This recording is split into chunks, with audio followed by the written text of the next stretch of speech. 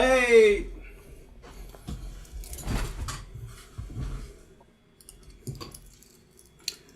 Welcome to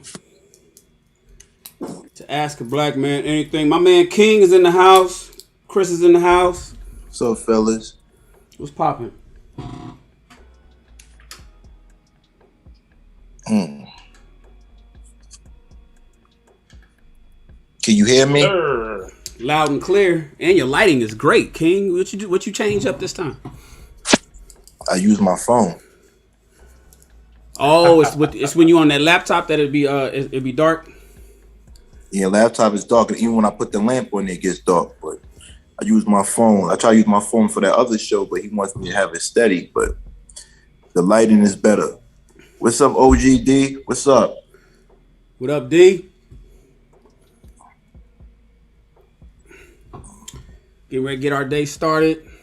Our Why night does started, why rather. does my thing sound low though? That's What's what I'm up, trying my brothers? My brothers. I was muted. I'm in. You don't sound low to me, King. You sound good. Pulling this in closer. to flow. Me, I What up, can't Chris? hear you, but this is probably my thing. What up, DB? What's up, CD? Cash on delivery. All I did was stand at the goal line. Cash There you on go. delivery. You know Cash it. on delivery. Yep. That's his middle name. Oh. Chris. Oh. Oh. What's happening, man? We got more We bros live. coming in. We totally live yet? Can they see us? Yeah, we Yeah, live. man. You hot. Mike's is hot. Feds are Pictures is officially hot. watching. Feds is watching, son. People are in the chat already. People are already on. What up, Angie? We see you, Angie.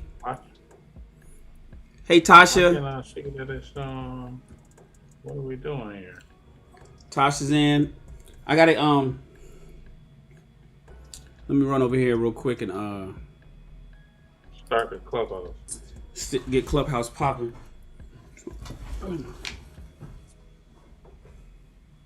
Man, I must be tripping. I can't find it, sir. Hey, Man, you know we always start slow, and then we end up going 3 hours. is this number 8 or number 9? Number 9. Number Number 9. 9. I think if Number everybody represent and get there on time, man, we could just shut it. We 90 minutes. We could 90 minutes in and out at max.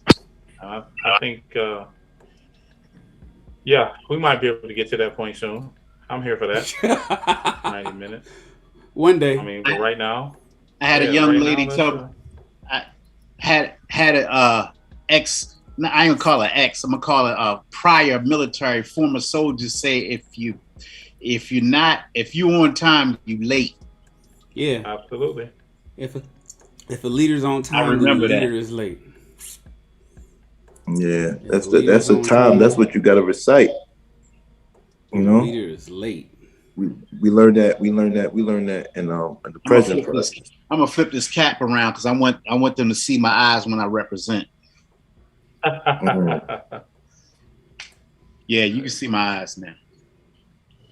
You know, the truth lies in your eyes. Some people look you straight in your eyes and lie. So, I mean, metaphorically speaking, the truth lies in your eyes, or you lying straight from your eyes. You from Baltimore, so I know you familiar with that show, The Wire. Yes, sir. And And did one you of the kick the actors. clubhouse off? Oh no, Huh? I'm doing it right now. I didn't know you had one scheduled. Yeah, it's man. A lot of people Oh. broken up about that, man. Yeah, one of the actors is from Brooklyn. He's from Flatbush, Brooklyn. So, and he really was about the community. But I was surprised because he lived in a penthouse in Williamsburg on Kent Ave. But I was surprised that they found him dead over a drug overdose. Like you would never think. Somebody had to do a wellness check because at the end of the day, your comings and your goings, like I live in a small cul-de-sac, right? Mhm. And I know my neighbors, check my comings and goings. And you know, I got 3 vehicles, so if one of them is gone, that means I'm gone. But at the same time, people who come and pass don't really know that. But I be looking for my neighbors too, man. And it's unfortunate because a lot of people here really embraced him as our own, because you know, he came down, had the accent, you know, the mannerism. Where you from, you can add a little swag to it, but he brought the Brooklyn style, and he was like, hey yo, it's Omar. So definitely a significant setback. The dude was talented, man. He had a wide range as far as. I'm trying to figure out. I didn't know he did drugs like that. You know what? I think that's something we should discuss tonight, man, because I think that recreationally, a lot of people dibble and dabble. And, you know, full disclosure, I watched that growing up. My brother, one of my brothers, I lost 2 brothers. And one of my brothers had an overdose from heroin. Yeah. And he had like 4 vials worth of it up in. Wow. What's crazy is I was away at the military, so when I came home, I just wanted answers. And my oldest brother was with him. And he been gone for 25 years, bro, and I still don't have answers. Wow. And if y'all live together, and I understand they had a couple women over, you know, I knew my brothers was in the street. My oldest brother told me I did those things so you wouldn't have to. And I was like, bruh, I was only 8, so I don't even know what that was like. So at the end of the day, while I never really understood the fascination with getting that first high and staying high all your life, I could kind of understand how somebody, when you're at the pinnacle of your profession and you don't have anything else to do, recreationally, you find yourself falling off into stuff like, you know, recreational drugs, and then it becomes an addiction, and then it becomes a way of life. You can't function without it. So, you know, he played some of those characters, played those type of characters where it could be a thing where art imitates life. Right. You know, it's funny because Akon said it. He said the rich and famous got more problems than the poor, and I didn't fully grasp that. How do you feel about that, fellas? Well, yeah, man. Welcome, Robert and Shaheed. You know, I'm gonna say it like this. I really believe that what's permissible is possible is profitable to everybody who is privy to those type of things. There are people that are I don't care how much money you make, they are not going to take drugs. And then there are people who, no matter how much money they do not have, they're still not going to take drugs. But then there's a wide majority of people that it's the end thing. It's just something you do.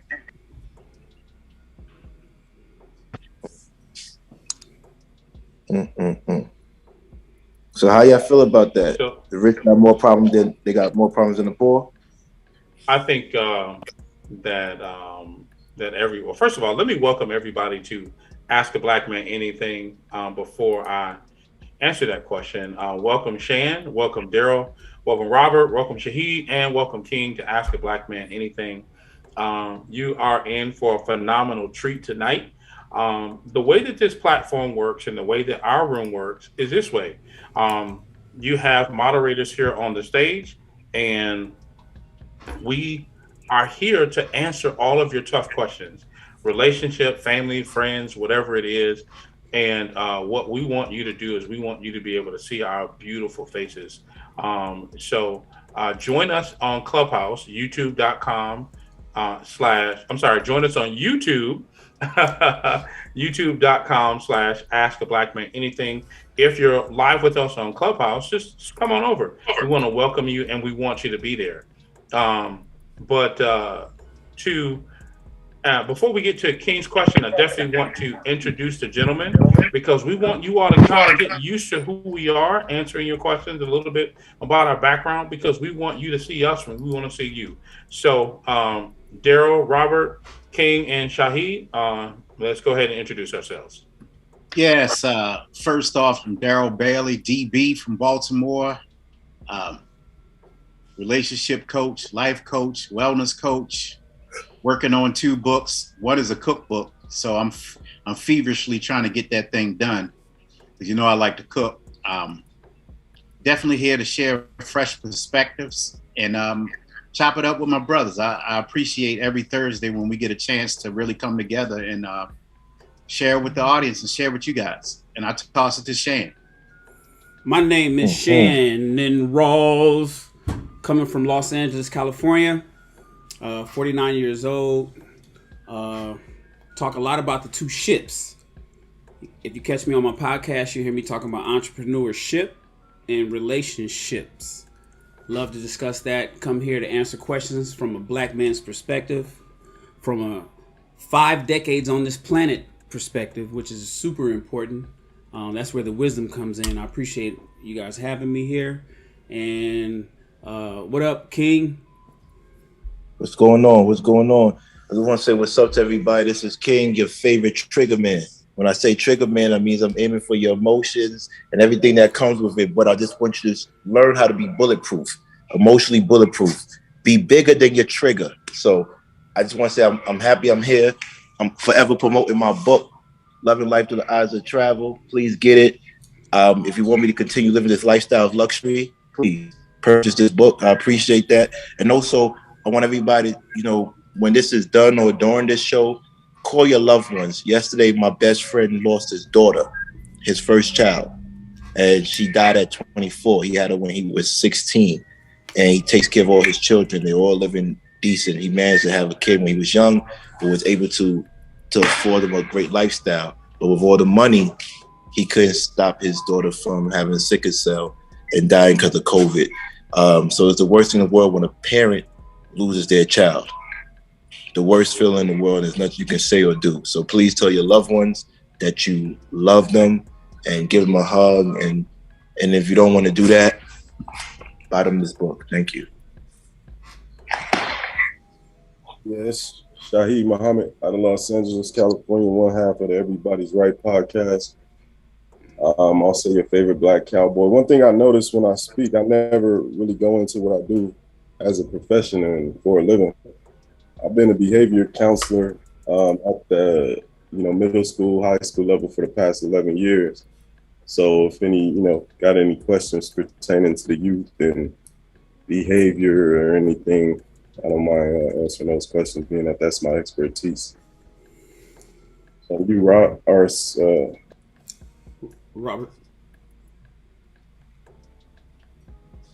You on mute, Robert? Hit that mute button, boss. He just talking. Boom. Yeah, I'm just talking. There we go. Robert Longmire out of Bakersfield, California, 37 years old. I'm big into business, big into entrepreneurship, and big on fatherhood. I'm looking for something right now, so I'm going to be back and forth. But Mr. Colin, you're welcome back, man. Are you stateside?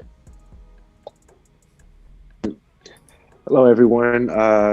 Robert, no, I am not. I'm still actually in Dublin, Ireland, where it is about to be 3 a.m. over here. So I'm probably not going to be here the entire time because I have a flight tomorrow. So I'll be returning back to the States tomorrow. But Colin Hardiman, executive producer, amazing digital media company.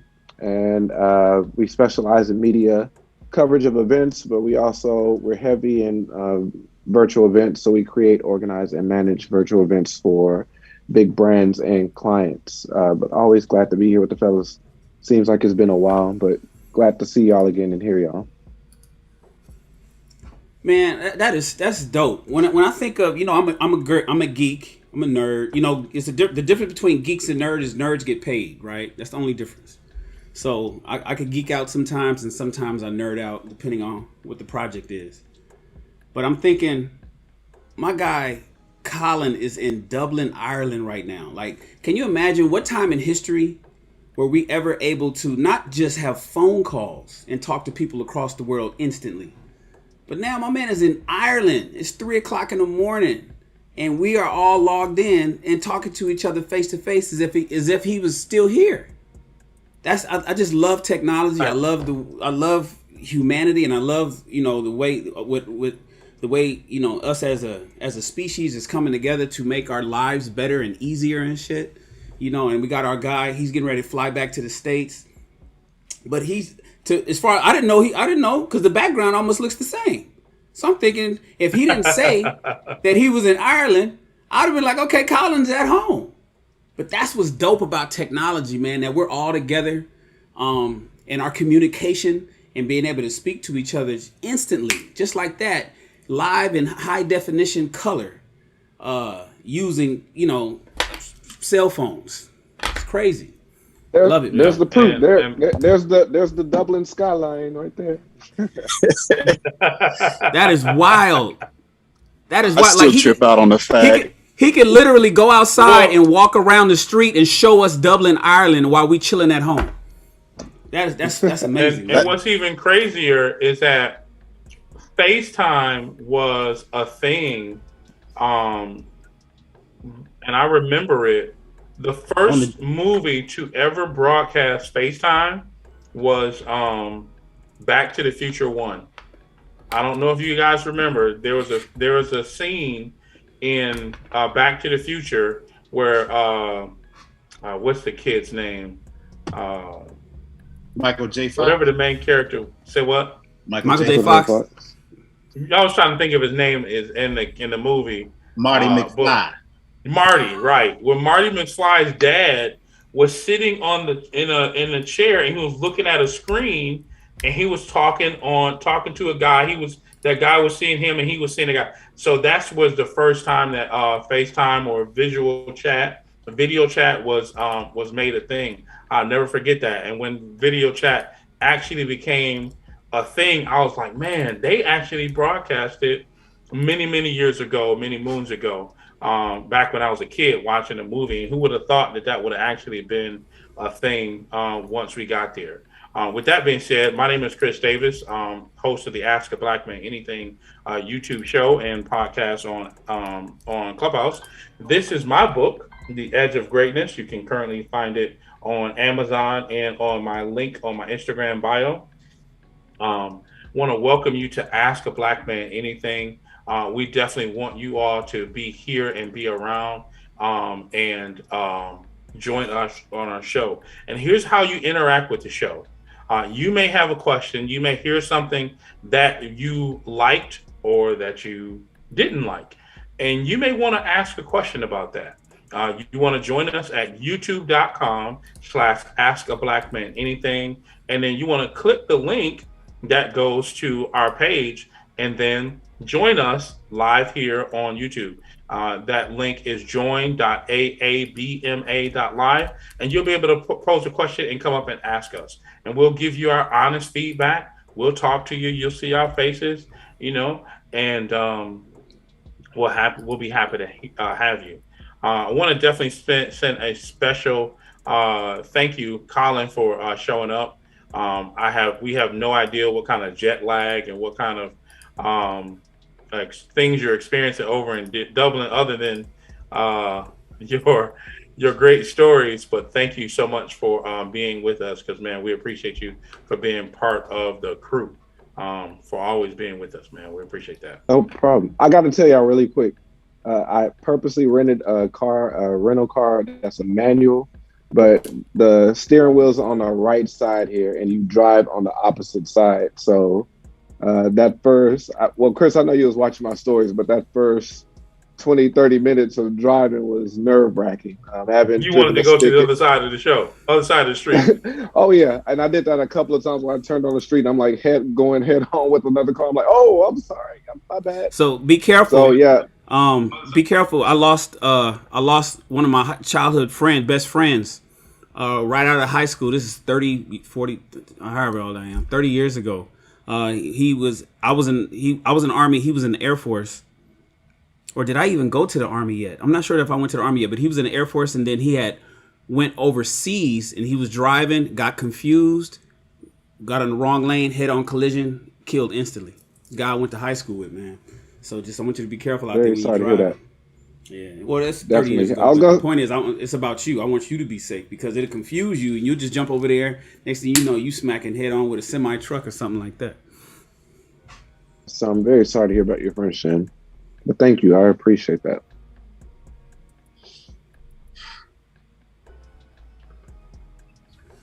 Where we at? Oh, we got this. Oh, who's in the comments? Oh, Carla's in the comments. Angie. Marveletta? Marvelette. Oh, Marvelette. Okay. Marvelette is in the chat.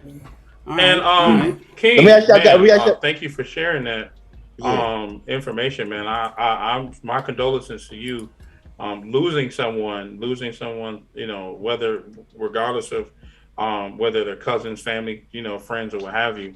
I understand what loss is. I'm sure all of us have experienced, some type of loss due to COVID or whatever it was. So, my condolences to you, good sir. All right, so let me ask y'all. Let's get on a lighter note. Let me ask y'all a question. Yes, sir. A question. So me and my homeboy was talking today, and I remember I was dating a older woman one time, and she had me have lunch with her daughter, and the daughter was 18, and she was, I believe, 42, 43, right? And I was like, wow, if the daughter was 3 years older, right? If the mother, say the daughter, say she was 40, the mother's 46, the girl is 21, right? Possibly I could have saw her daughter at a club downtown, and I would have stepped to her, and I could have had the mother too. But then I looked at him. I said, you know what? There's rumors that Diddy, his son, does stuff like they bump into the same girls. Not that they want to, but because Diddy he looks good for his age and he has money and his son is out there in the mix, they might actually bump into or deal with the same girls. So my question to y'all is, for those who have sons, if you get to a certain age in your 50s, late 40s, early 50s, your son's in his 20s, mid 20s, and you just happen to walk your son through a college campus, or you end up going to lunch together, can you see you talking to a woman your son's age? Do you get my question? No, I get it. I can't I won't have to worry about that because I'm 40 years difference on my sons. I had my first child at 43. Right. My pullout game was stellar the whole way. I'm right here, man. I'm scared. I'm scared. Thinking of Back to the Future, I'm scared I might end up like Cher because I'm 41. So he probably tell me what to do right now. I had the pullout game was cold blooded during the Army and then through college and everywhere. So, and then when I got married, I had my first child and my second child. But so I won't be dating any of their children. The thing about it is, and I tell people this all the time, when men in their 40s, they're at a unique position that they can date the daughter, the mother, or the grandmother. Wow. When you 45 years old, when you 45, you 46, you touching 50, you can date the daughter, the mother, and the grandmother. But are there any guys in here right now that had children in their 20s? Chris, you on mute. Yeah, I just realized that it popped on the screen. So I have 3 kids that one just 21, one is about to turn 19, one is about to turn 18. Y'all could go on group dates. Y'all could do group dates. We could, but let me tell you what's a really wild situation. So my son is 18 and he's dating an 18-year-old, and the 18-year-old is in college. He was not really dating a girl. He was dealing with a girl, interacting with a young lady. So I dropped him off at the mama house because I want to meet the parent. And when I leave, the mom asks the son, "Is your dad single?" And I'm like, that's weird to me. My son will be at your house dealing with your daughter, and then you want me to be at your house dealing with you? Yeah, no. I'm 41. I'll be 42 this year, so I could date a 22-year-old, right? I could, but I won't. I could date a 49-year-old. I actually met a woman that was 49, and Shan, I want to back when I met her, I wanted to talk to you about it, man, because she was so dry. I still might call you just to kind of figure out how 49-year-old women move. She had no personality. I'm like, golly. Man, but Chris, yeah, well, that's a good conversation. We'll have a good conversation. I got a lot of game for you on that one, Doc. Facts. I would literally never date seriously a 21-year-old. The other part, would I do? Probably, but I would never seriously date a 21-year-old. So, and I have kids, and that my oldest son is 21. So, my question to you: if your son had a 21-year-old lady he liked, and she invited him over to dinner, and she's like, I ain't gonna lie to you, your son is cool, but I want the tree. I don't want the fruit. There's a difference between sexual activity and just right. But I'm saying, flat out honest. There's a difference between me having sex and then me dating a 21-year-old. For me. Yeah. So would you entertain her advances? Because there's a recurring joke on Instagram where a woman says, if a man fronts, she's like, I want your father. So the reason why I wouldn't, for the same reason that Jamal said a couple weeks ago, she needs to be humbled. She needs to know that, because she may think that just because I get this guy, I may be able to continue to get this guy. That's not the case. You need to stay in your bracket, because what will happen is, and I actually had this conversation with a 22-year-old. I had to explain to her, if I at 41, 42 start to date you, because she asked me, would I seriously date somebody at 42, at 22? I said, if I did, what would happen is I would now take you at 22 and raise your level of information to the level beyond a 22-year-old girl, little young woman. And what will happen is, if we broke up, let's say we dated for 2 years, now you're 24 and you can't date young men your age because your level of experience has expanded. And so you need to get that experience from somebody else other than me. So no. I find it weird that everybody could front, but I know all you fellas did it. Y'all mess with cousins from the same family. Y'all even probably mess with sisters in the same family. But you won't mess with daughters and mothers if the age is appropriate. But you know what? And here's another thing, Chris. Are you saying that you wouldn't date the mother? Okay, like when you use your son as an example, and he's dating a girl. I wasn't attracted to her. I know where you're going. I wasn't attracted to her. Okay, but if she was attractive, say the mom's was fine, and your son had the girlfriend, you could carpool to y'all women's house, right? You'd be okay with that, right? That would be still weird. That still would be weird. I might do it, but it would be weird.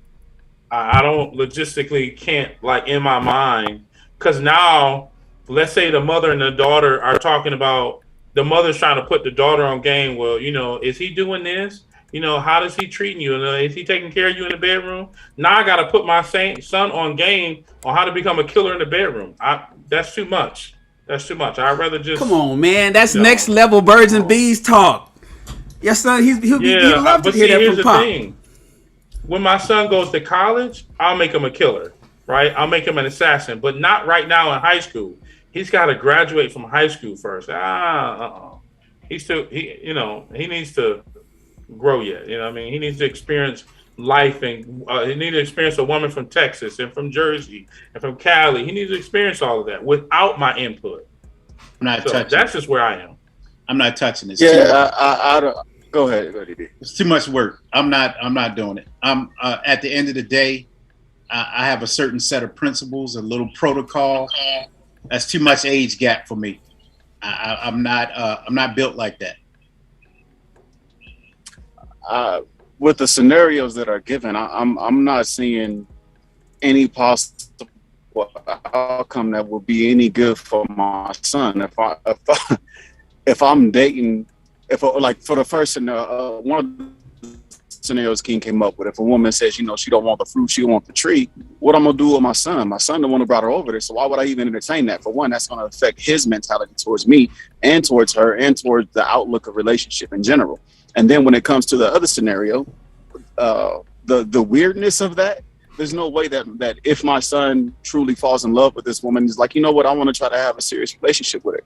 How you gonna have a serious relationship with her and I'm with her mama? Like, that's too much weirdness to be like, we gonna go to a family reunion. This is Betty and this is her mom. Things have happened.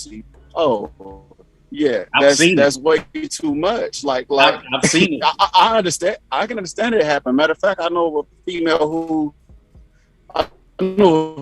who shares her dude with her mom, and I'm like, that's y'all doing too much. It's just weird to protect my son's mentality and his mental. I feel like doing anything like that would jeopardize it. No, it's white people. Let I know. It's white. Oh, okay. I knew it had to be white. I was about to say. Oh, is that calling down there? So what are we talking about?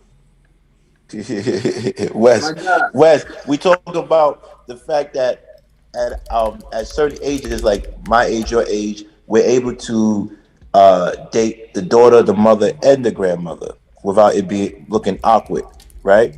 If the daughter's 24, 25, the mother's in her late 40s, and the grandmother's in her late 50s, right? Whatever it might be. We're able to date them.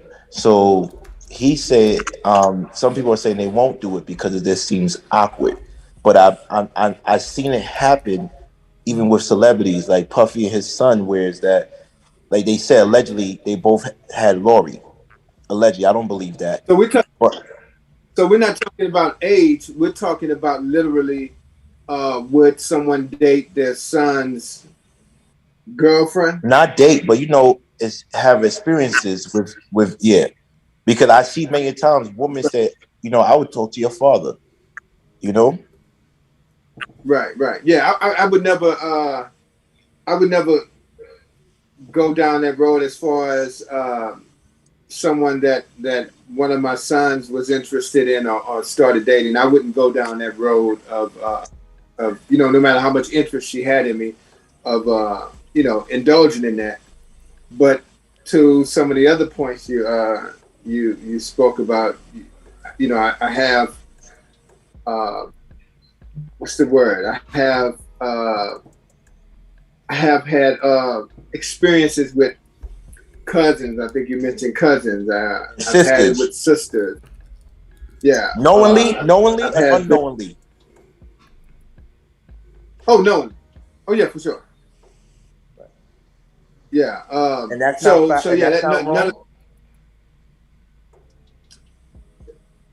Well, yeah, it's wrong. I mean, there's a level of it that's wrong, but I was wrong.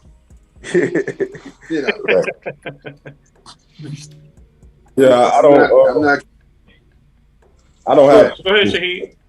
I don't have children, so I don't. It's not something that I have to deal with. But I definitely have not so much sure, but I've definitely been with sisters. I don't know about cousins. One of my exes, I actually shot my shot at her mom like years prior and got her number, but we never, nothing never came of it. But as far as like dating my son, like sharing a chick with my son or something like that, I don't think I could do nothing like that. Yeah. Shaheed, that had to be awkward. You shot your shot at a woman, and then ended up not landing with her. So you got with her daughter. I didn't even know until I walked in their house, like on like Thanksgiving or something, like family holiday. It was like, oh shit. But we, her mom had already had the conversation, and we both talked to her like, ain't nothing happened. We text a few times, nothing went down. But you know, it's funny. But wait, Shaheed, I thought you don't date older women. This is when I was younger though. When I was younger, I was dating older women. But as I got older, when you were younger, you was knocking down cougars. Okay, I got you. Yeah. So, you gotta remember, Shaheed is 7 feet, so you know. But y'all brothers are morally corrupt. I got to call foul on y'all. See, for me, y'all need Jesus. One of my little younger chicks I was dealing with, she actually ended up seeing my nephew and was like, "Oh, who is that?" And I thought about plugging my nephew, but I was like, receive her, and I don't want him to try to walk her down the aisle, and so I didn't go ahead and plug that. So what I do want to just kind of introduce and take a quick pivot. King is our champion for the hot topics. King, do you want to go ahead and introduce our first hot topic? Shan, you gonna post it up or? Yeah, I got it. Let's see. And that's all right. Femininity for Black women. You want me to read it to everybody? All right. So a letter was written, and it says, relationship advice, if allowed. A woman wrote, "I have been dating my boyfriend for a year now, and we live together, and our goal is to date for marriage. I came into this relationship knowing I made more money than him, and that was fine at the time because I explained that I wanted a relationship where eventually we were equally yoked financially, and he understood and let me know this would be the end result after going to school and finishing his certification. Before him, I started a personal savings goal for myself because I have never saved anything in my life and I'm getting older. I have been able to save a significant amount, and he knows all about this account due to helping me with my taxes. We opened a joint account, a checking and a savings, strictly for the bills. I still have my personal savings as him, and he has one as well, and to build our own savings together. He then asks me to move all of my savings to our joint account, and I refuse to do that due to past relationships where money was stolen. I let him know this, and he is basically taking me refusing as a sign of disrespect and not letting him lead. And if I don't do it, then I am not for us. Am I wrong here for not moving my money over to our joint account, or is he tripping? I'm asking for advice. He's straight. Yeah, tripping. I think they're wilding out. He tripped. I think. Yeah, he's wilding out.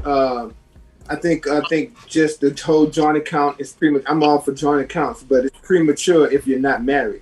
And the only way for her to solidify that it is that she has access, and he both has access to that money if there was an issue, and if that money was withdrawn, would be to be married. Sure, you both have bank access to it, but the moment that someone withdraws that money, then it's gone unless unless the two of you are married. So yeah, he's straight. That's tripping. a red flag. He's tripping, and she should definitely she should run for the hills. First of all, there's nothing set in stone. Nothing set in stone. I mean, you can't really control finances unless you're in marriage, under the same roof, doing the same things legally. Now, if that's what you want to set up as a precaution or a precursor, that's fine.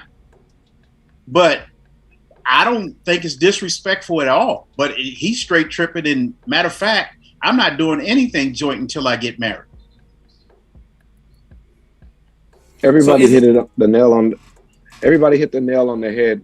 Yeah, there's like no commitment, so that would be foolish of her to move that money over into a joint account because that would just be a money grab for him because there's no commitments. And like she said, this has happened to her before. So I would put some stipulations on that mug and just say, I'll move this over into a joint account if you match that money.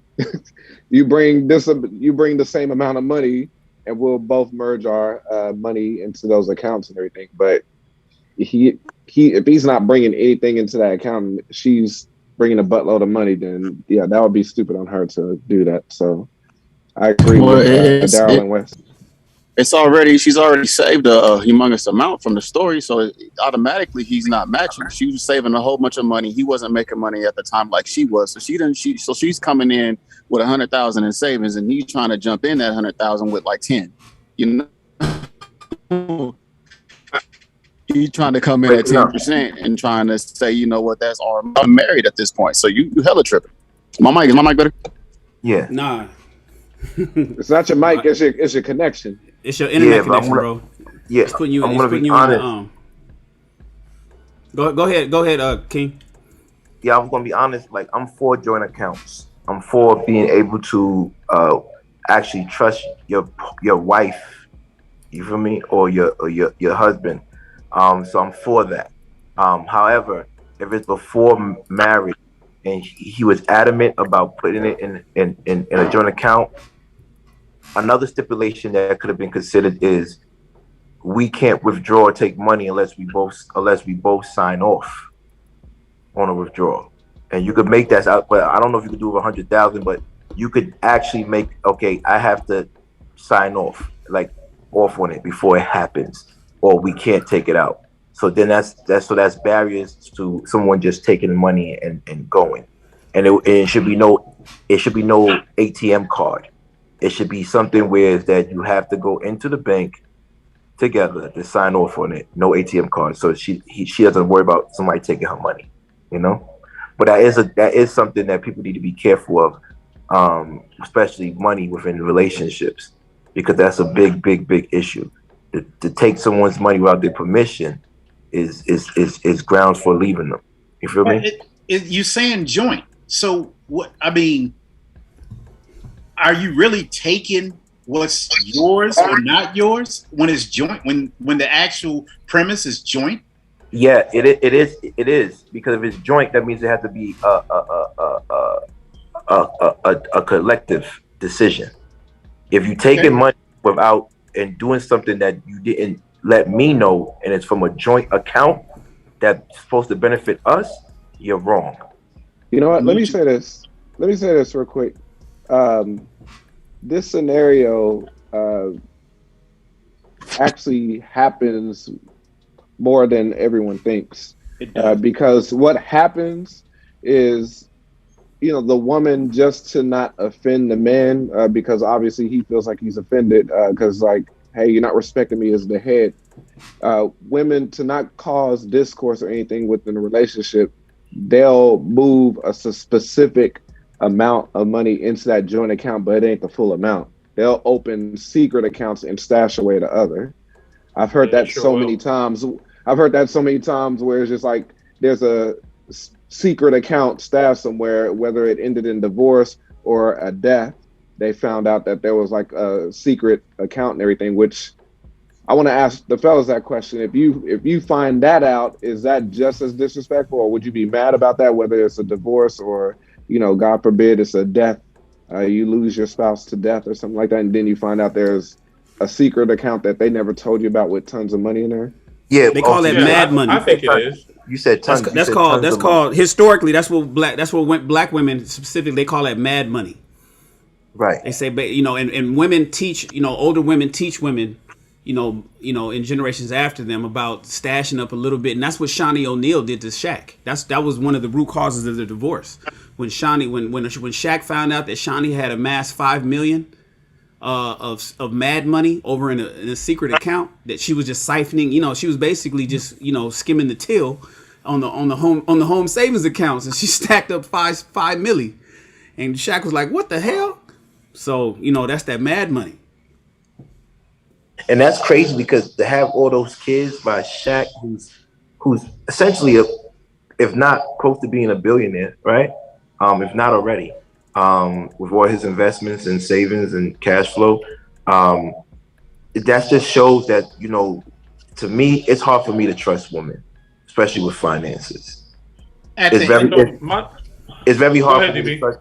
It's very hard for me to trust women with finances because, from my past experiences, is they might do something to you because of their what? Nobody actually pointed out. The young lady said in the article, and I think the line is, I let him know that this is basically not me refusing or something like that. It basically was a trigger for her because it happened in the past where I guess maybe she joined the funds before, and so it's a trigger for her. So is it really his fault that he wants to lead the family or try to take the family in a certain direction and she hasn't dealt with her financial trigger? I agree that it should wait until marriage to join all of the money, but I mean, she has a trigger. That's something that she needs to deal with. But he's not. We haven't addressed that. Yeah, but he's not. You're right, Chris. She has a trigger, but like I said, people have to be bigger than their triggers. And at the end of the day, if I'm not saying what he did was right, but he could have been a little bit smooth and then say, "Listen, I understand you don't want to do it, but if we get married, this is what I want to happen." First of all, there's a level of uncertainty when you're not married. Yes. There's a level of I'm not going to say it's dishonesty because people operate based on learned behavior or learn scenarios or situations. However, it appears that he was being forthcoming and she was trying to be forthcoming and tell him, this is what I am doing. I am not denying you, but I'm also letting you know this is my position. And he didn't receive it well. So again, they're not married. So I think that there's no argument to be had here. Now, had they gotten married, stuff came out and wasn't actually disclosed before they got married, then it would be a beef. But right at this particular point, it's a wash. He can be upset all he wants to. So can she be disappointed because he didn't receive it well. But they're not married. So basically, she's looking for a prenup. Go ahead, Wes, and then I'll come after you. No, go ahead. I was just going to say to Chris, because Chris, you were saying he wants to lead the family, but shit, he ain't manned up and made it a family yet. So it's exactly ain't no family. Go ahead, Chan. Well, no, I'm just thinking. I agree with you. I'm just thinking. Okay, so first of all, it's a few things here that come to mind. One, are you single? Are you single until you marry?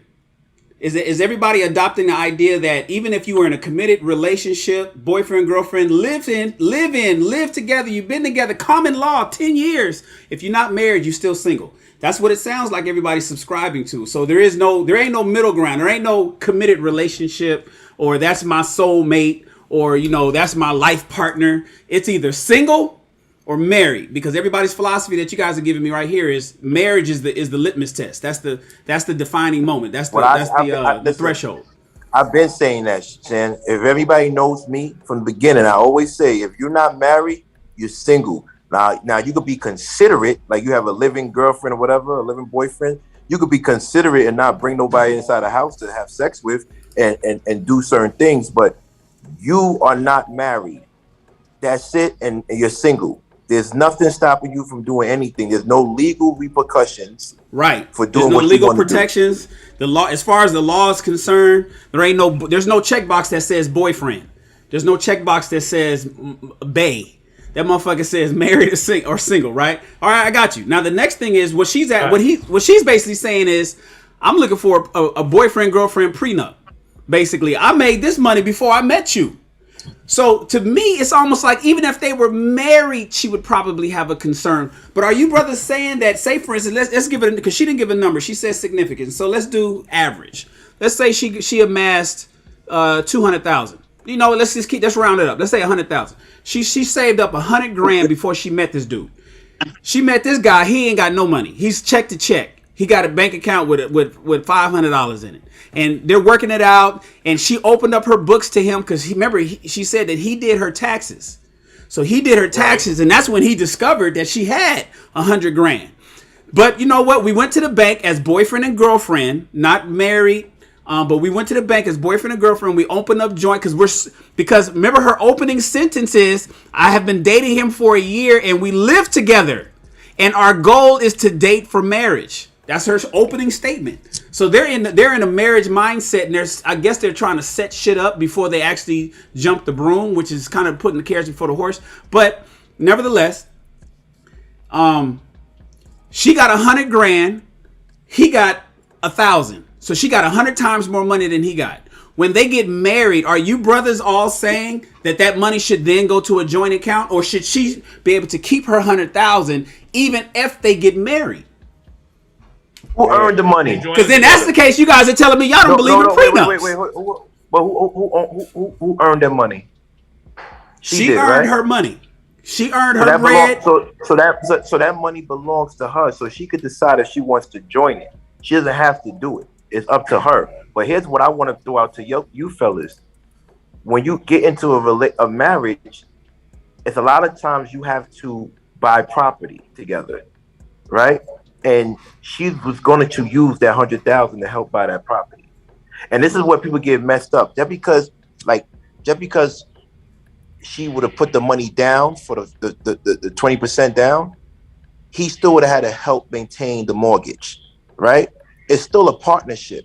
And people can't be, once you're in a marriage, you can't be nitpicking like that. But if that's her money before marriage, that's her money. But once she gets into a relationship, everybody has to use their resources to help the family grow. Let me throw this scenario out there real quick. Why is it that men have to have house, car, money, and all this stuff before he has to get married or meet a woman, but the woman don't have to have that? But on the same token, if we flip it to finances and the woman is stacking her chips and she still don't have those things, but she said, and I'm gonna preface it with, she doesn't want to live in his house, but we got to buy a house together. Why is it everything pressed upon the man, but when he wants to leave in this scenario, it's a different ball game? But he got to have all this stuff before you get married. But then we not living in your house, but I got 200,000 stacked up. But you still got to bring your money to the pot to buy this house together. That's actually almost a great segue to our next hot topic. But I'm gonna answer that. I think traditionally men have always had to be providers. And I use air quotes because not everybody wants a man to be a provider. Some people, as Shan said before, men typically don't need women for other things other than to procreate. We can, if we learn how to cook, we can feed ourselves, right? If we learn how to, pay our bills and keep our house in order, we can literally be self-sustained. The only thing in that context that we would need a woman for would be to procreate. And okay, Colin, thank you very much, man. We appreciate you being, man. Get some great rest and, man, enjoy your flight. Be safe. But I'm not saying that that's all that a woman is good for, but it sounds like in this scenario, the woman a woman has an issue, the young lady has an issue, the guy has an issue. She has a trust issue, and her trust issue comes from before him. He has a trust issue and a control issue where it seems to me that he looks like he wants to start to control the direction, and I think that he wants to use some of that money to purchase a ring so he can make them a family because he hasn't been able to save that money up for Yeah, himself. You I stretch. don't. You Yeah, you stretch. stretch. He gonna make her. He gonna make her buy. He gonna make her buy her own ring. No. I mean, understand scenario. He not able to save up his money unless he go to Walmart and get a $200 ring. No. I think Chris is stretching, but I want to say one thing though. Based on what Darryl said and Chris, women have two powers. They have the power of childbirth, and they have the power of sex. Right? Women decide if a man sleeps with them or not. Period. Right? And woman decides if they want to continue to have the baby. Yeah, I know it takes two to make it, but they have the power to see if it makes it to the earthly realm, right or wrong. We only have one power as men. It's who we marry. And that man was doing a vetting process to see if he wants to marry that woman. Now he's knowing that the woman that wants to be in his life doesn't want to listen to his rules. So this might be the reason why he doesn't marry her. We only have one, and that one power that we have about marriage is a big one, and they can't understand that. Women have made so many advances from college, professional. They can have kids if they can have a child, whether you like it or not. They can also, they could do anything, but what they can't do is get married, have a man marry them forcefully. It's like it's the worst thing. It's King. One quick second, Robert. To the young lady who has her hand raised on Clubhouse, what we actually don't have is the raise hand feature on Clubhouse. You actually have to join us. I think your name is Brenda. Brenda, come on over to YouTube. We are live on YouTube. So I'm actually going to turn the raise hand feature off on Clubhouse. Come on over to YouTube and click the link that I sent to you in the message. Check your, I think it's your message requests.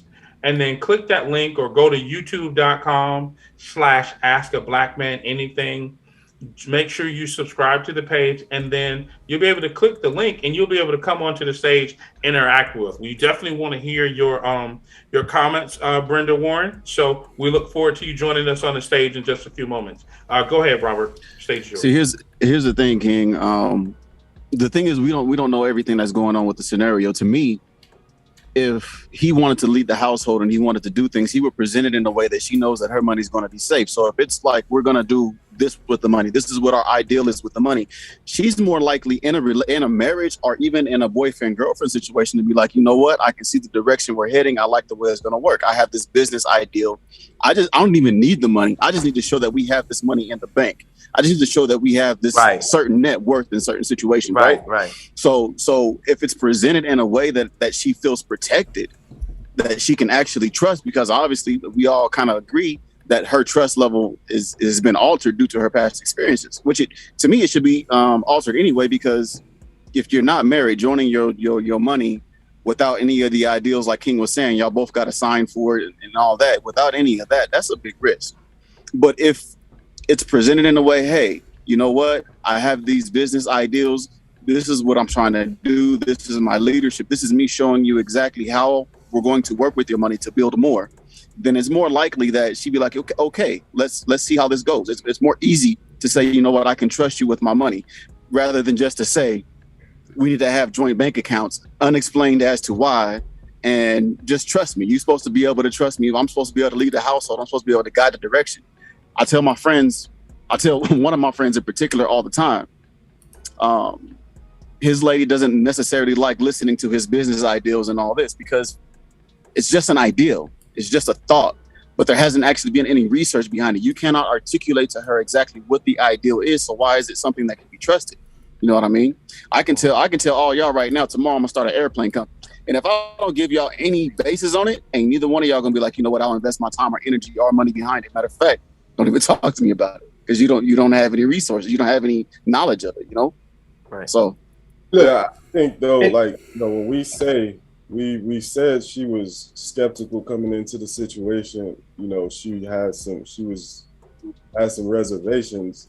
Any man, when you're engaging with a woman, your job is to protect those reservations. So if I'm interested in a woman and I'm trying to engage with her and she let me know a situation like, hey, this is what scares me, I have to present a comforting situation for her to let her know, like, hey, don't have no fear. This is what I'm here for. So if you automatically jump to, hey, let's merge these accounts together, I say she should run for the hills. You asked me. Right. And you know, it's why should she just run away though? Like, yeah, y'all tripping, man. Just to run? Like, if the goal is to date for marriage and you run, that has a lot more to do with what you're thinking and how you're feeling.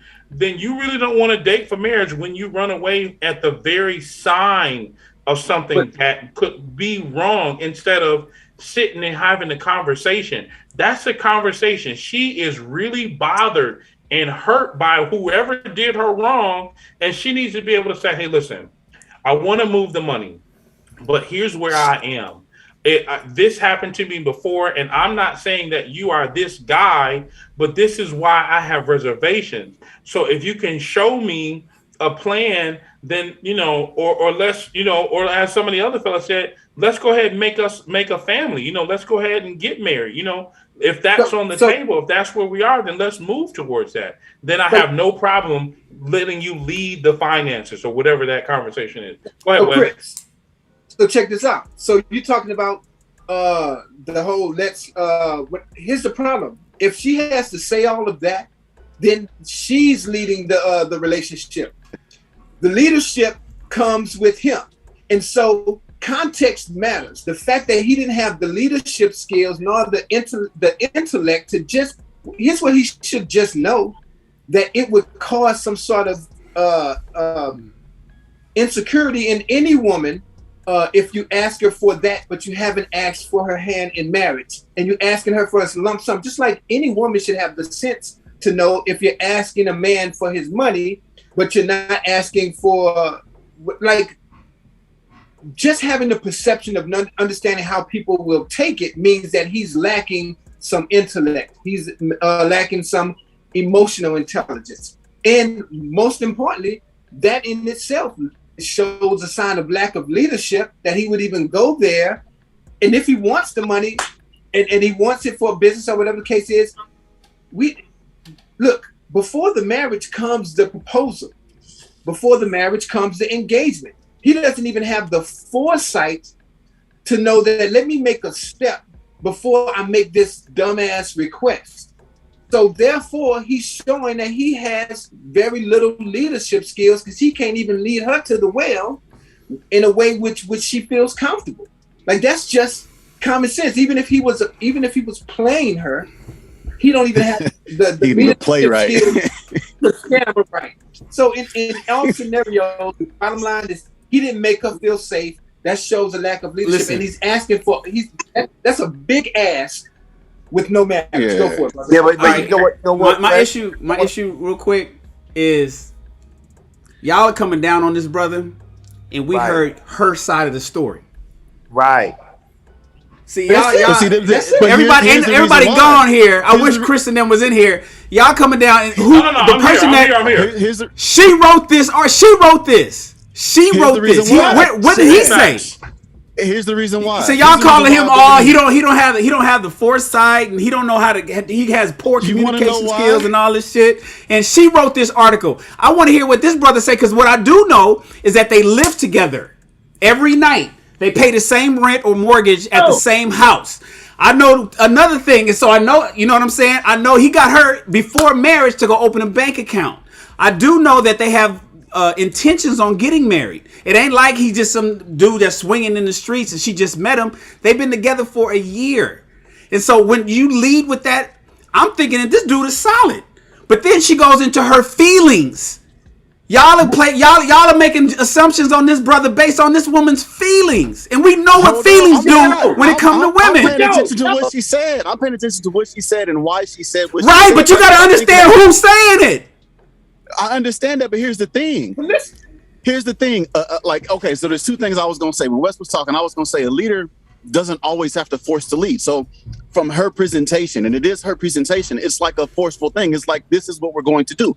However, if it wasn't a forceful presentation, if it was something that was actually thought out, a leader will tell you what you need to do and then tell you why and help you understand why you need to do it. She doesn't understand why he wants her to join the account. Either that or she just never got to in her writing down. But that's the reason why. She's why I'm capping. Like, okay, he's that's why because she's lying. Because I don't trust. She would explain. I don't trust women always explain everything. Women always explain everything. I'm gonna be real. The funniest thing is that, and that's why a little pushback to Wes, because Wes is white. He needs leadership, but in all honesty, a woman can have nothing and have the balls and entitlement to ask us for something, but we can't do that to them. It looks awkward. Like you did, because you made Wes, you made an example. You said a woman asked for a prenup. If she asked for a prenup, we damn near castrated and tarred and feathered and chased up a hill. If a brother I'm not talking about that. I'm talking about for simple things. Because Wes said no. I was just giving. I was agreeing. How you gonna have that big axe? But I know women that will have the nerve to ask me to buy a Chanel bag and never even had sex with me, right? Right. Isn't that a big ask? Or be upset that you asked her to sign a prenup to protect your assets. Is that a big ask? No, I'm asking you. Can I be mad at her? Yes. Wait. So here's the deal. Yes, you can be mad because no, but they look at me crazy. I don't think you should be mad. I think you should. Wait, hold on, Chris. Go ahead, Wes. Go ahead, Wes. Look, Wes about to blow his top. King, you are absolutely right. And what do we think about that woman that has the audacity to have that big ass and hadn't even had sex with you yet? Hadn't even done whatever your desires are proven herself. What do we think about her? That's what we think about this nigga. I don't think about it with him. I don't think about it with. You know why? Because also when I read this letter, before him, she started a personal savings, but he said, "I'm gonna get my bread up. I'm in school, and when I get my school done, and what did she say? He said, she said at the time because I explained that I wanted a relationship where we were equally yoked financially, and he understood." And he let me know that this would be the end result after going to school and finishing his certification. He's saying that I'm gonna get my bread up. We live together right now. I want to marry you. Let's go to Bank of America. Let's open this shit up. Move your money over to our joint. Let's set everything up. But let me lead this family. And y'all niggas is like, oh no, that nigga's he's tripping. Nah, man, I don't think she's telling the whole truth. I bet if he came in here and wrote a letter, he'd be like, "Nah, let me tell you what else happened." I'm just different, man. And this is just based on my experience. But when I read how she started, I read the details of what she said and what he's trying to do, and then he's basically saying, "Let's move this money over." Yeah, she just wrote it like, "Yeah, he wants me to move my money over." No, I bet he explained everything to her, man. But she ain't gonna write that in here. She ain't gonna write that because she's trying to protect herself. And so, my thing is, because you know how I feel about programs, right? You got to get on my program. This is Rawls Enterprise. This is my program. So you jump on my program, and then we do what we want to do. And if you don't get on my program, then you're not with the program, and that's what he's telling her. So then, you know what you want. Okay, so what y'all brothers want? Him to get on her program? Never. What's the alternative? You heard what I said.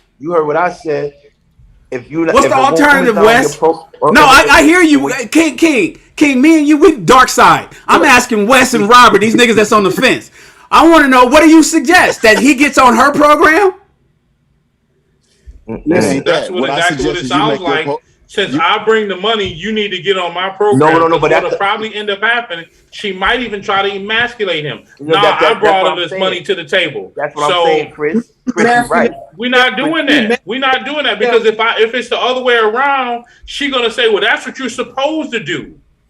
Well, what are you supposed to do? Right. Thank you. Aren't you supposed to handle your triggers and your negative emotions of the nigga that came before me, before you get to me?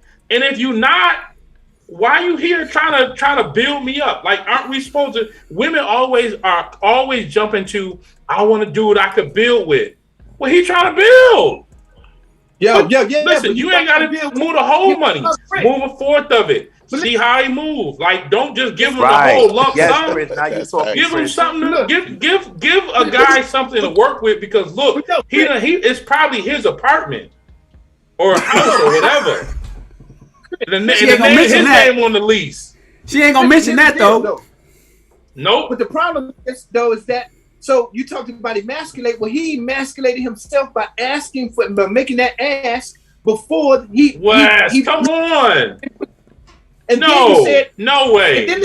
No way. And then here's the emasculation. Wes, you chopping. You in the Matrix, man. You gotta come back. Let me ask you a question to Robert, because Robert, he and Shaheed. Don't you have to play like you in the NBA before you get drafted? Wow.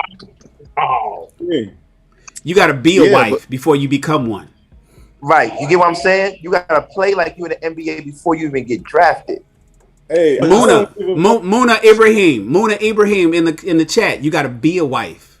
You got to be a wife before you become one. That's the thing. And a lot. And he'll go. Let's start. Let King the Trigger Man start right now. A lot of y'all, even when y'all marry, y'all not wives. Y'all don't know how to be wives. How about that? How about it's easier to be a husband than it is to be a wife? Listen to what you're saying though, King. You saying it's easier to be a husband, and he ain't even doing that. How you know? He's in a position of power. How you know? She got 100K stats. So hold on, and correct me if I'm wrong. So you just said that because she has more money, he's not a husband. No. What I'm saying is, look at the actions that he's taking. He already done showed that he ain't capable of shit. So why? Because you trying to get this woman to merge her bread off what?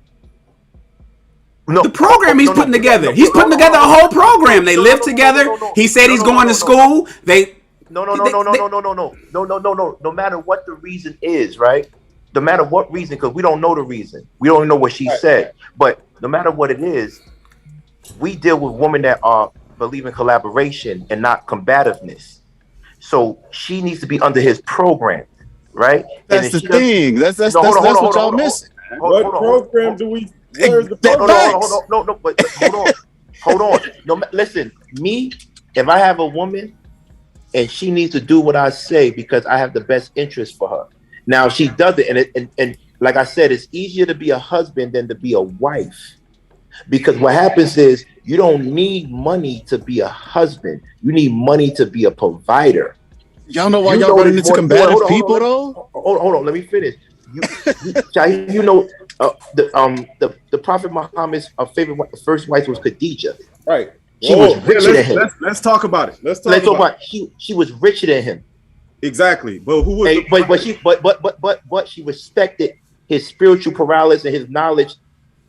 I agree 100%, but we know throughout history that the prophet had a program laid out and displayed where she could go give him. She gave him her money. She said, "Hey, I see your reputation.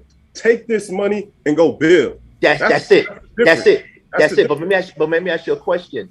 We don't know. We know that, but we know that we also don't know if Khadijah, she never had no trauma before. This lady had trauma. Prophet had a program though. But so we don't know if we don't have a program. We just know that we have somebody in the green room, right? Yeah. Okay. Sorry. No, we got somebody. Okay. Yeah, Brenda. We got Brenda. Brenda's in the green room. We're gonna bring her up in a second. Hold tight, real quick. Go ahead and bring her up, Shan. And we're gonna just reel it in because I think she wants to be. We'll circle her back. Okay. Part of this conversation. Yep. Brenda, one thing. And if you are currently on Clubhouse, I just want to make that conversation. Brenda, go ahead and end the Clubhouse room because it's giving us feedback. Okay. That might be the YouTube. That might be Brenda on YouTube. She might need to mute her mic and stuff, because that's hella delayed for Clubhouse. And we're gonna. I hear feedback. Brenda, can you hear us? Okay. Part of this conversation. One thing. Brenda, unmute your mic in Clubhouse for me, Queen. So Brenda, the only audio you need to hear is the one that you're using to talk to us. Turn all the other audio off. Okay, now unmute your mic. Okay. Perfect. So while everybody's in the comments, let's not be keyboard warriors. Let's also have this conversation with us. So join us on the stage. Click the link at the very top of chat. If you're in the comments and you have something that you all want to share or ask, we'll be able to address all of that. In fact, just so you know, there's several gentlemen that have been married, so we have some expertise here. Nevertheless, Brenda, welcome to Ask a Black Man Anything. I did see you had raised your hand. You can't hear? Unmute your mic, Brenda. You gotta unmute. No, on the app that you're looking at us. You hit the mute. Hold on 1 second. There you go. All right, there you go.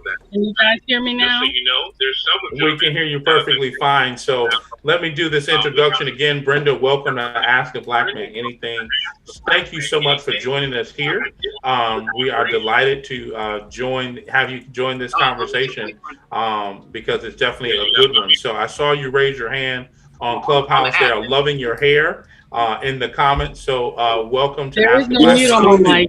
What did you want to join in with the conversation? Go ahead, Brenda. So, Brenda, you have to turn off the audio on any other devices. I have no other audio on.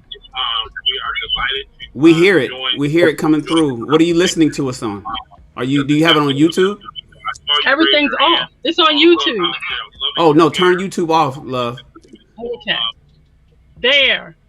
There you go. Is that better? Okay, perfect. I do apologize. I've never done this. No, it's new for us too. Okay, or you could have also. I was just going to say that you could have also just muted your audio on YouTube if you wanted to keep it up, but that could affect your internet connection. Go ahead, love. Well, first I want to just say thank you for giving me the opportunity to share this space with you guys. I have been thoroughly amazed at this conversation. I did read the lady's note, and I think you guys missed a real important point, and a couple of them. So if y'all would allow me, first off is this: she said boyfriend. They missed a couple of points. Yeah, they missed a couple of points. Let's go. Okay. Let's go.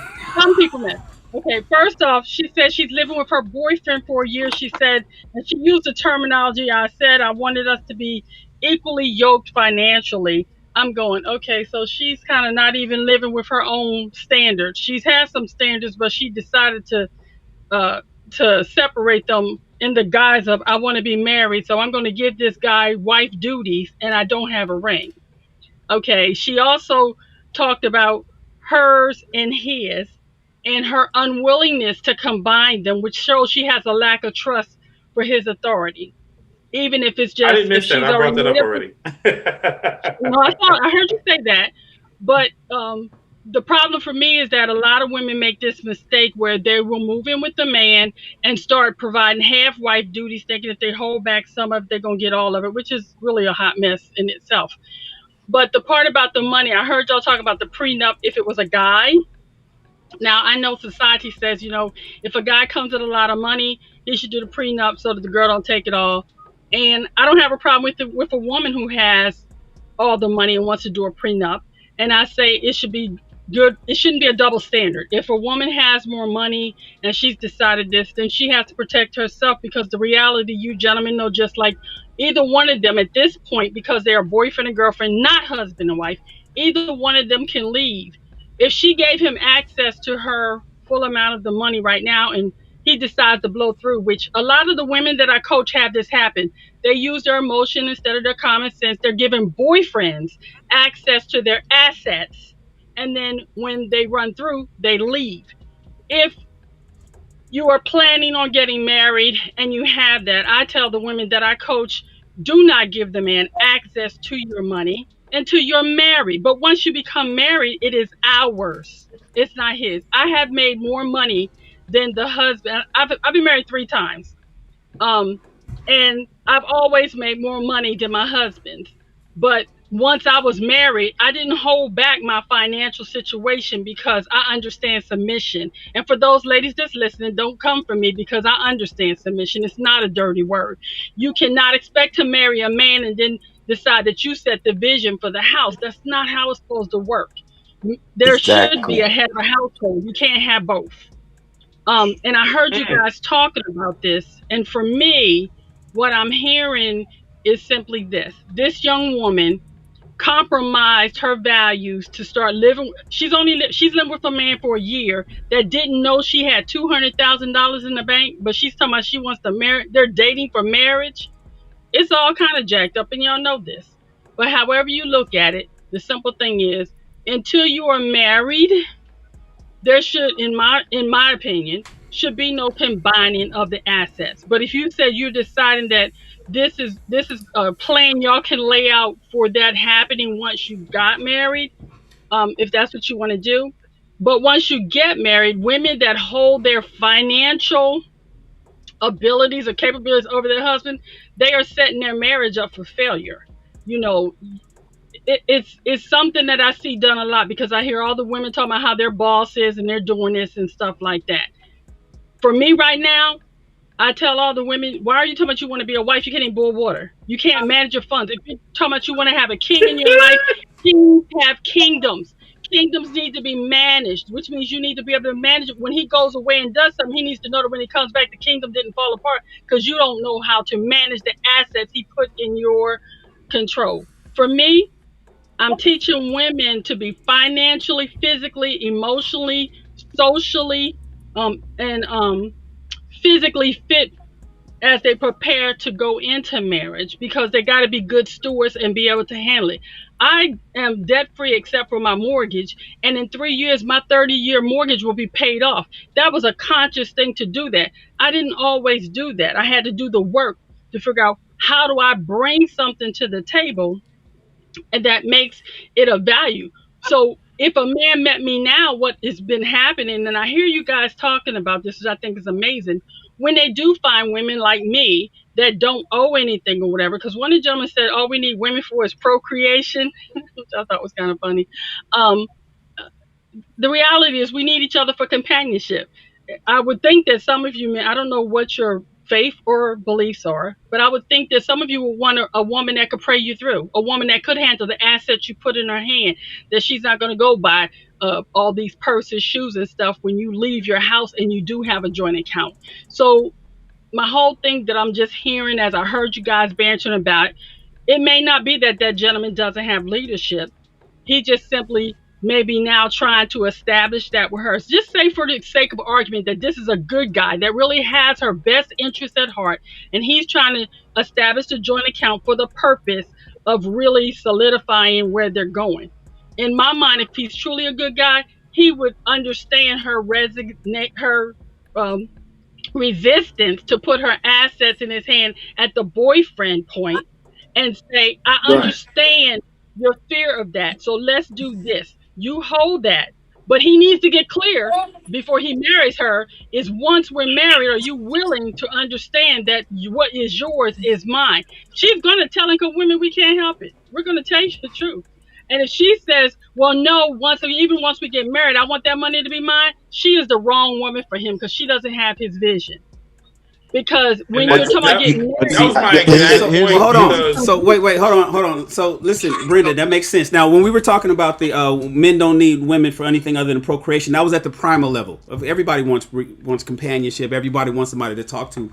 But at the primal level, that's all men really need women for. Women, it's not the same. So it just is what it is. Yeah. Well, hold on. I just wanted to clear that up, so she understands that that's when we talk about need. Everybody wants somebody to talk to. You know, we could get friends and all that other kind of stuff, but on a primal level, sex and procreation, that's really all men need women for. Now, above and beyond that, I think you're kind of pseudo agreeing. See, what Wes is, well, I don't know what, oh, there he is. Wes is saying, oh, you know what, they didn't get it. But the idea is that the woman made the mistake. Now, here's my thing. Opening the bank account, moving in together, doing all that wifey shit. She shouldn't have did that from the beginning. You shouldn't have did that. Why did she even open the bank account? She opened it. Why did you go to Wells Fargo and open up a joint account? And why'd you guys get the 2 checking and the savings accounts and do all of that kind of stuff?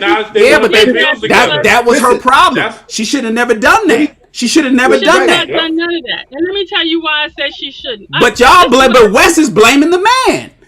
So hold on, Brenda. Let me finish. Let me wrap this thought up, Brenda. So my thing is, if the fact that she decided to do all of that, when she decided to do the joint account, when she decided to live with him, when she decided to be a wife without being a wife, don't half step. If you're gonna do it, do all of it. Don't stop at the money. Don't get to the 100,000 and say, "Oh wait, I don't want to do that part," because that's gonna make me question you as a wife. If you're gonna stop. If you're gonna stop, you should have stopped a year ago. You should have said, "Well, until you put a ring on his finger, then I ain't doing no joint accounts. I ain't moving in with you." But Shan, she said the same thing you just said, Brenda, when she got on. That's what I told you, Brenda. I think Brenda's kind of agreeing with us. Let me finish. And let me tell you why. Brenda, let me say one point. Brenda, let me say one point. You said the same thing. You said women tend to do wifey things partially and hold certain things back until they get married, which is the wrong thing to do. And that's what Shan is eloquently saying. But here's the thing I want to say, because now Shan, I was always on Shan's side, but now I'm definitely on his side now because he's right. But here's the problem with everything. One, I'm a number one fan that I believe that you should live with your woman before you get married to her, because you don't know how someone is. I agree with that too. Yeah, because you don't know. I didn't finish. You don't know who someone really is until you live with them. I'm a big fan of that. So Brenda, that kind of goes against your theory. You're saying don't do nothing until he marries you. Then a lot of girls what? Let me tell you my thought on this. This is what I'm teaching women. And y'all can hear me on Clubhouse. You can hear me on my YouTube channel. I say, men, y'all correct me if I'm wrong, but I tell them this. Men make up their mind with us very quickly who we're going to be. And I call it the triple left effect. We're either going to be their freak, their friend, or their forever. And why I say that is this. It's because if a man decides you're going to be his freak, then all you're going to be is a booty call. You're not going to be friends, mom, and nobody. If you're going to be his friend, he'll let you meet his friends. You may even meet his mama because he thinks you're a really nice lady. He will even set you up with one of his friends because you're not his cup of tea, but you're a nice girl. He'll do that for you. Or you're his forever. That's when he'll walk through hell with gasoline drawers on and beat anybody that says anything bad about you. The problem is that most women don't understand what role in the man's drama that they get to play. And they don't understand they get to decide if they play the role. They also don't understand the man gets to choose the role, but we do get to decide what role we play. Now, once that's decided, if we're going to play freak, friend, or forever, what you then have to decide is at what level you play that. The goal, ladies, I tell them, is to be his freaky friend forever. And that's once you're married. Okay? Because men want you to be a lady in the living room but a whore in the bedroom, and women got it twisted when they think that because we come out here and we give a little bit, we're going to get it. No, men are hunters. Y'all know what you want. That's why a man can be with a woman for 6 years, not marry her, and then see a woman in 2 months, fall in love and marry that woman. Because, see, he hunted her, but you gave him everything he needed, so he ain't pressed. Why? Like Mom used to tell me, why you got a body cow, you're going to get the milk for free. You know, yeah, but Brenda, you didn't answer my question. You don't have to live with somebody. Wait, hold on, King. Because we want to go to West. He was trying to get something in. Go ahead, wrap up your thoughts, Brenda, and we'll go to West. I just say it to you.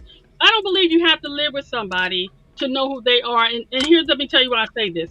It's because for me personally, I really tell my ladies, treat your.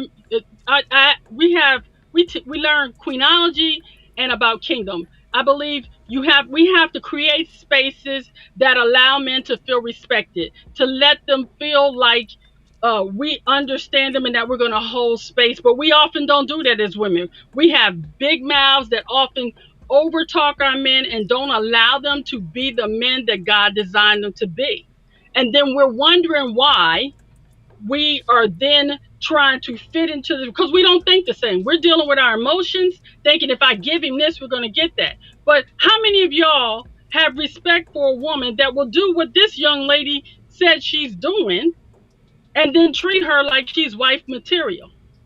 I just don't see that happening in most cases. It's not the women I'm coaching, because I hear these sob stories all the time. But I lived with him and I did this stuff. I said, but he didn't put a ring on it. He wouldn't think about you like that, because if he really wanted you, he would have done that. I just think we play these mind games with ourselves. When I say we women, we play these mind games with ourselves, thinking that if we give this man all of this, no, I'm not doing all that for you if you're not my husband. You don't get access to my assets. You don't get access to my body. See, I used to play that game when I was younger and didn't know what I brought to the table. I know what I bring to the table now. See, I'm clear on that. And I'm willing to eat alone if I have to.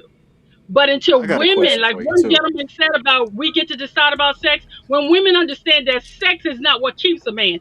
If women understood how much punani a man has to walk to get to pass up to get to them every night, they would not be looking like Magilla Gorilla when you guys get home. Because I know y'all visual.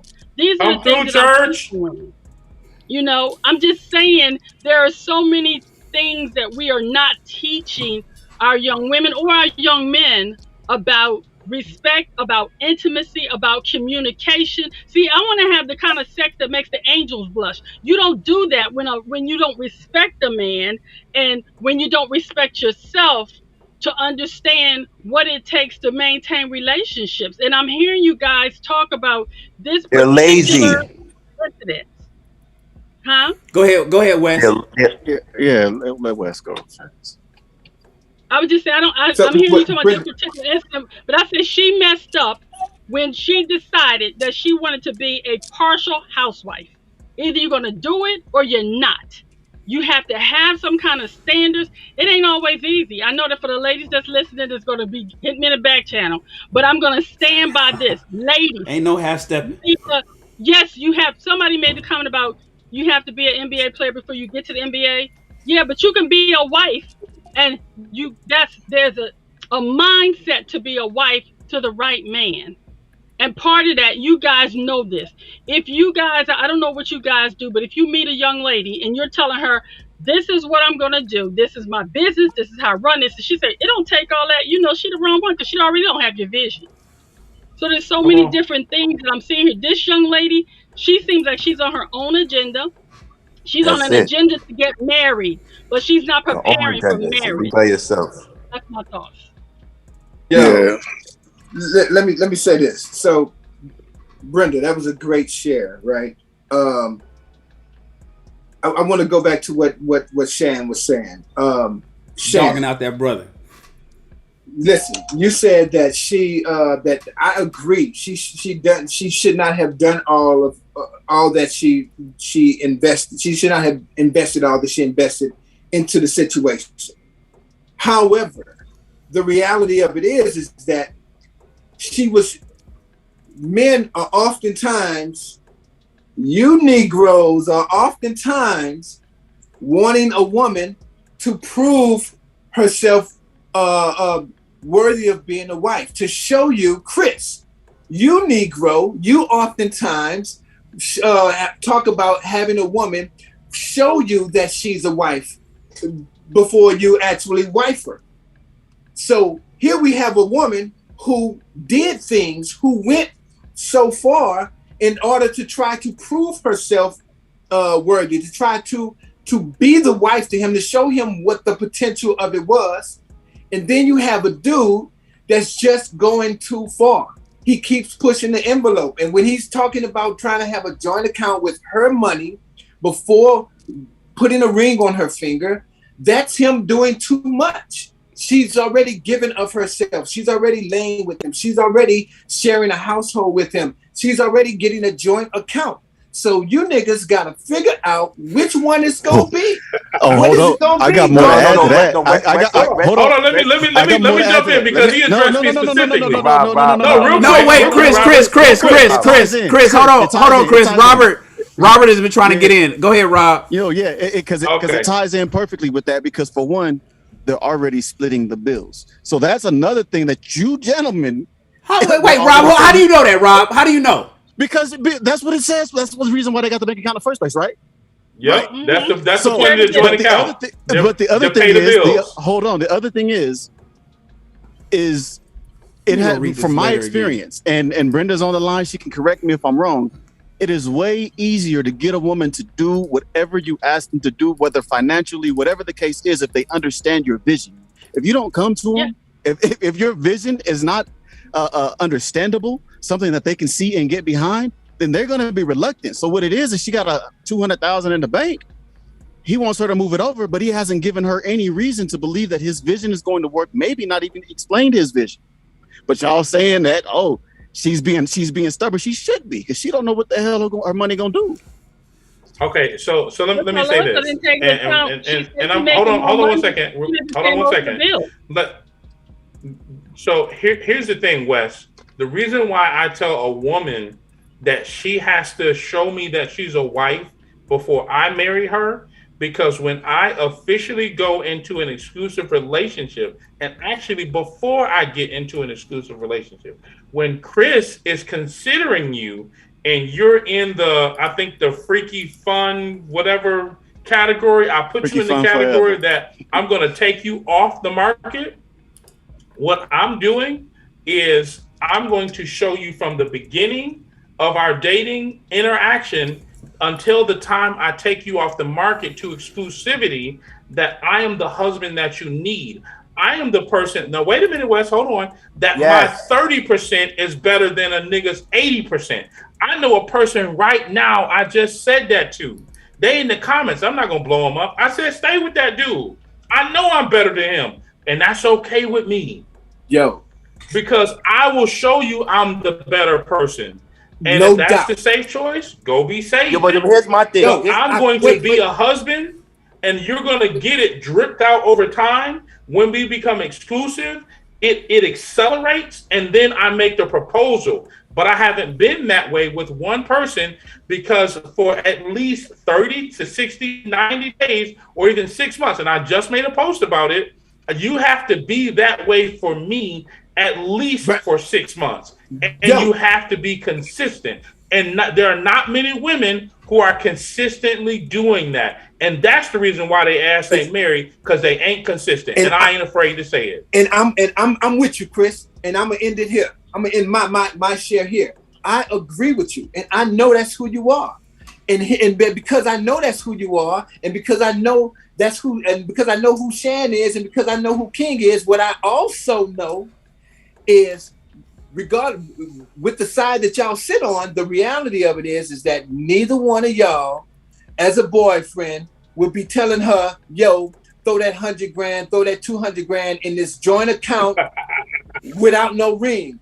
Look, that's what I know. I want all the money. Say, wow. But here's the thing, Here's the thing. Wait. The reason why I'm not gonna say that, Wes, is because Chris make money. Like I be telling my kids, like my son might have like $1,000, or like he might have like $800 in his account. And I said, bruh, you realize that I like the deposits I get are like, I'm not going to say how, but my deposits are bigger than yours. I don't need your money.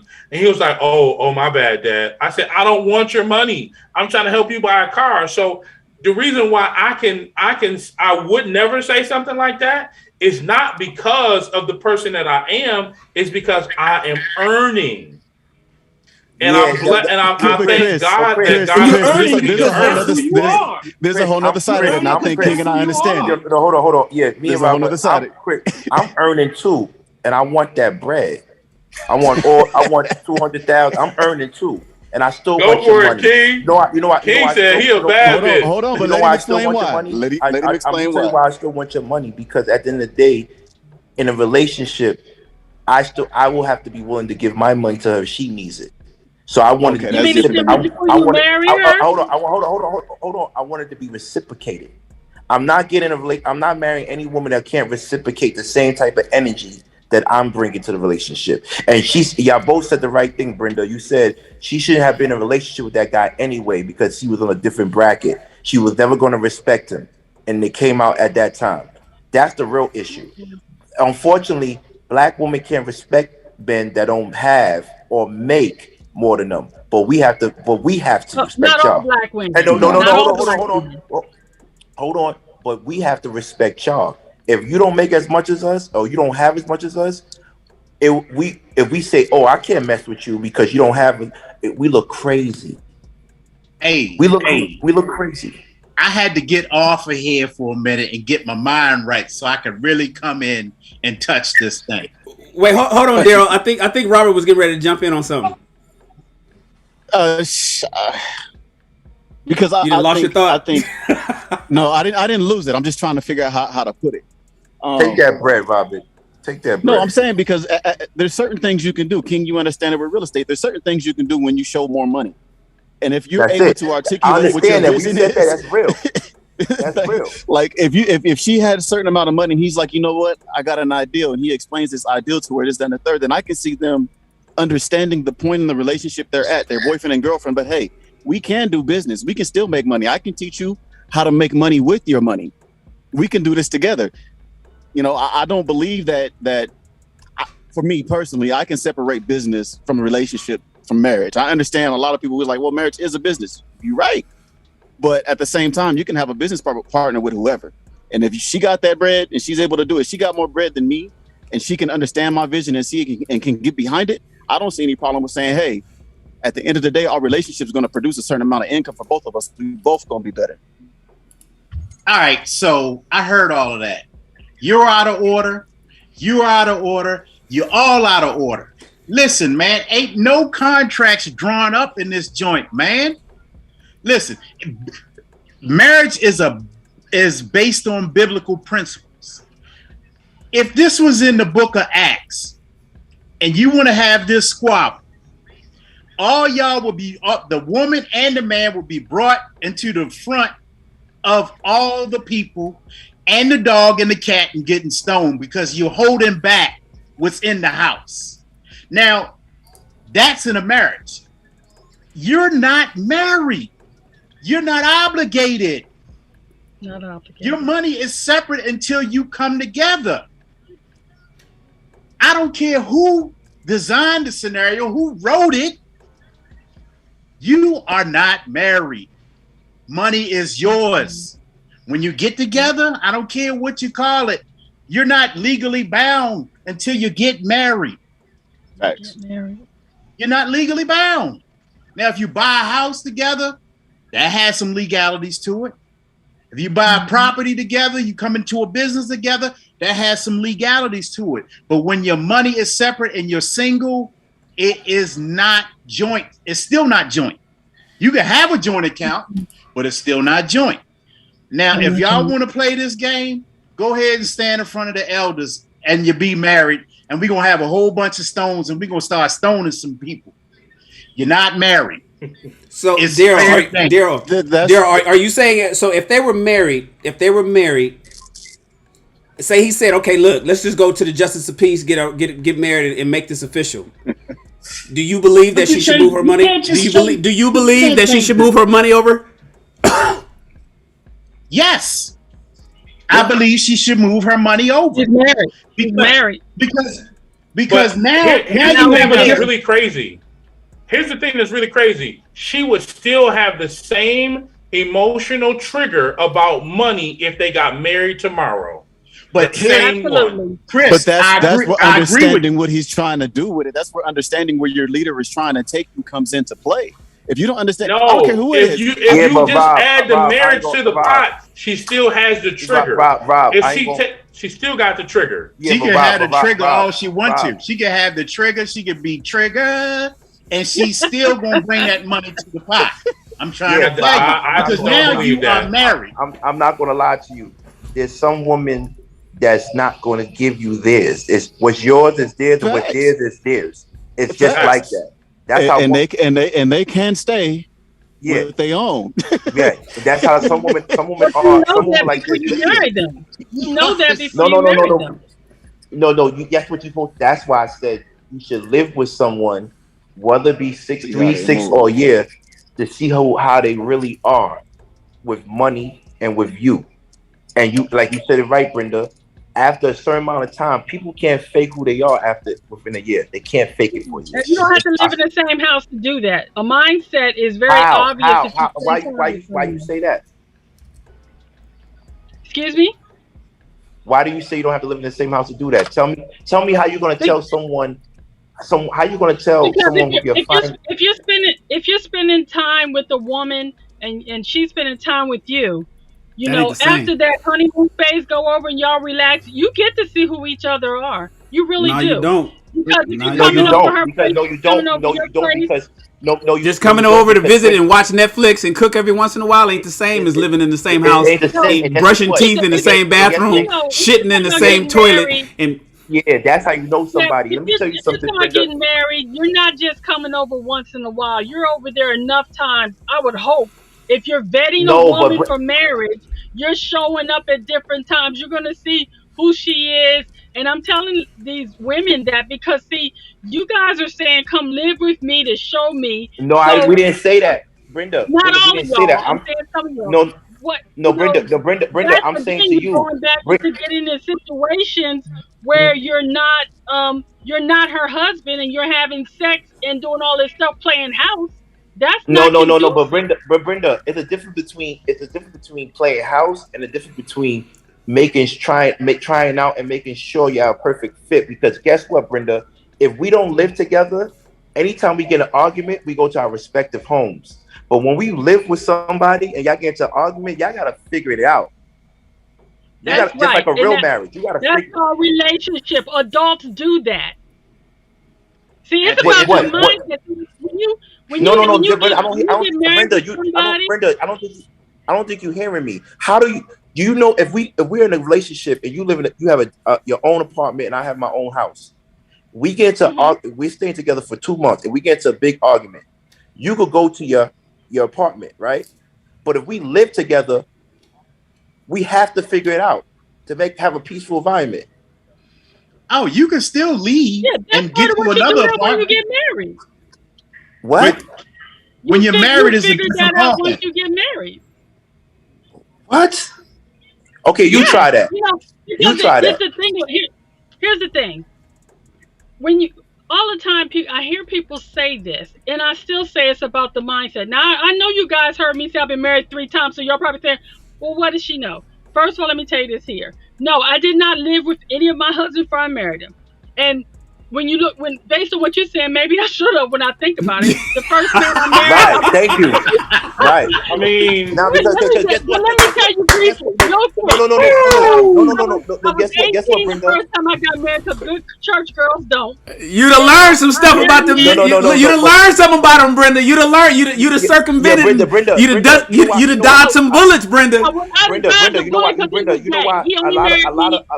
He only married me a lot of women don't want to live with their men on for a long time basis. It's because women know are masters of hiding things, from makeup to emotions to intentions. They know how to hide everything.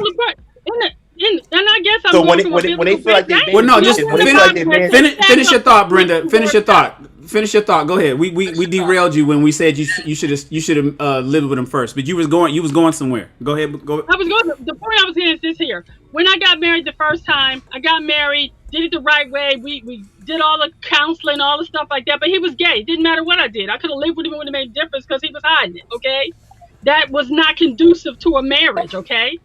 The second time I got married, I married my best friend in the whole wide world. I'm in the military, but we spent time deployed. We didn't have a problem in our marriage. Our problem was we were never together. So he decided he wanted a wife that would be there. Simple as that. So he decided he would go and separate and get a wife that would be there. So again, it wasn't about us getting together. Now, my last and final marriage was 23 years. We found out very quickly that we had different things that weren't the greatest for us, but we worked it out as far as learning to live together, because there are things that happen once you get married. Yeah, you find out that the hair might be fake, or that the different things about it, but that's part of growing together and learning. See, if your mindset is I'm here, I'm in it to win it, I'm here for the long haul, death do us part, all that stuff, you work those things out. I think we got so big in this society about everything being perfect. We're preparing for the wedding, but not preparing for marriage. That's why you have those conversations before, because there's certain, y'all do more about uh, the football teams you do than figuring out what a woman is. You can figure out if a woman's got a bad attitude, she a morning person, evening person, all these different things before you marry without living with her. You really can. Yes, sir. Hello? Hello, can I raise my hand and ask a question, ma'am? Yes, sir. Yes, so, you had some, obviously you had some discernment problems as well. I'm not trying to call you out. That you what now? I'm not trying to call you out. I'm asking. I know you can tell me whatever, because I done heard it all.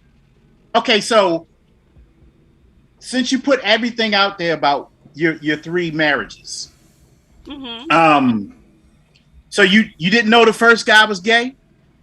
Absolutely not. There was nothing in his personality. She was 18. She was only 18. The church elders knew he was gay and figured that marrying me was going to fix it. Do you see what I'm saying? That's a whole nother issue. But the deal is, people around him knew from some things that happened, but I did not have it. We were both Marines. I was young. Marines don't do that. He was very masculine. There was nothing in him that said it. And when we got married, he immediately deployed. So he was gone for 6 months. When he came back and I wasn't being touched, I questioned that. And I still didn't know. And it wasn't until he finally realized that I was not going to stop asking the question when he said, Brent, I only married you to cover me for the Marine Corps.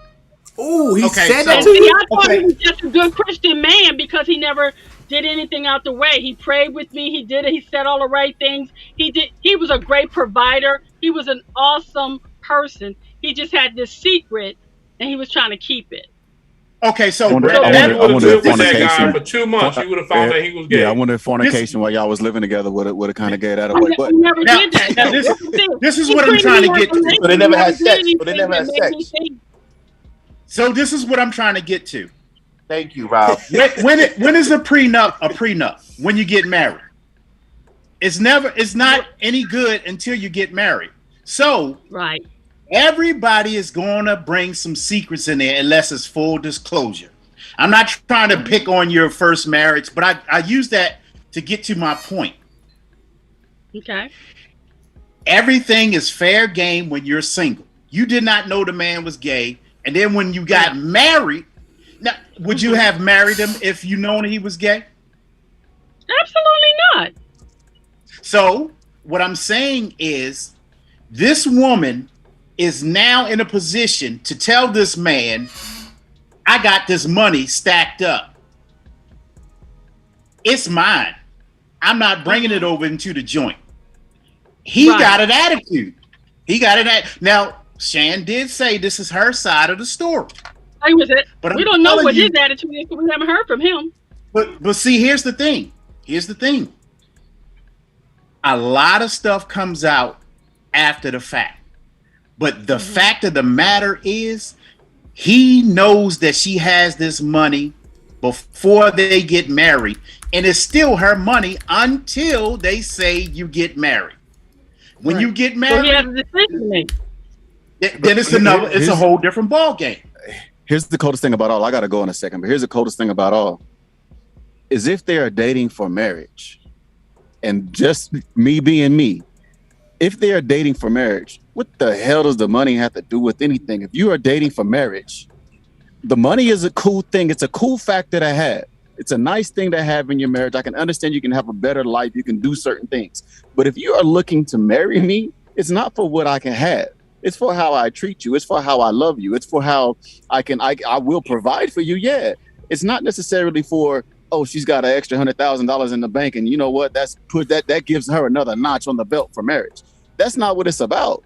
It's supposed to be about the way the two get together and how and what was it I said the other day?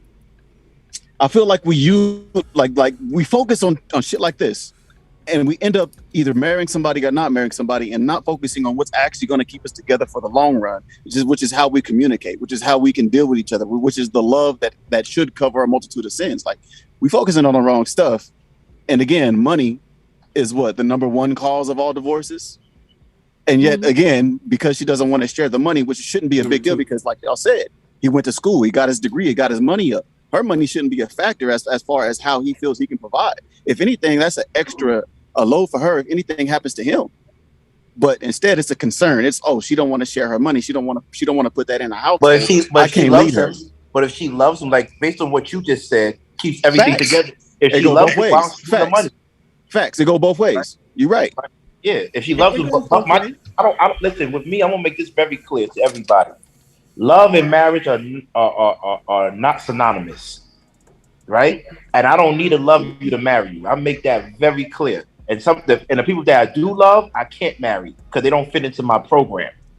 That's why I would challenge your thinking, because a lot of people say you can get with somebody and you can make it work. That is true. But if you don't love that person, you're way less likely to make it work because you don't want to put up with their shit. Nah. So here's the thing, and I want to share a very personal story with you guys. I was dating somebody from 2019 to 2020, and I made a significant amount of income, but I wasn't living check to check. But I wasn't where I am. I wasn't in the greater place of where I am today, right?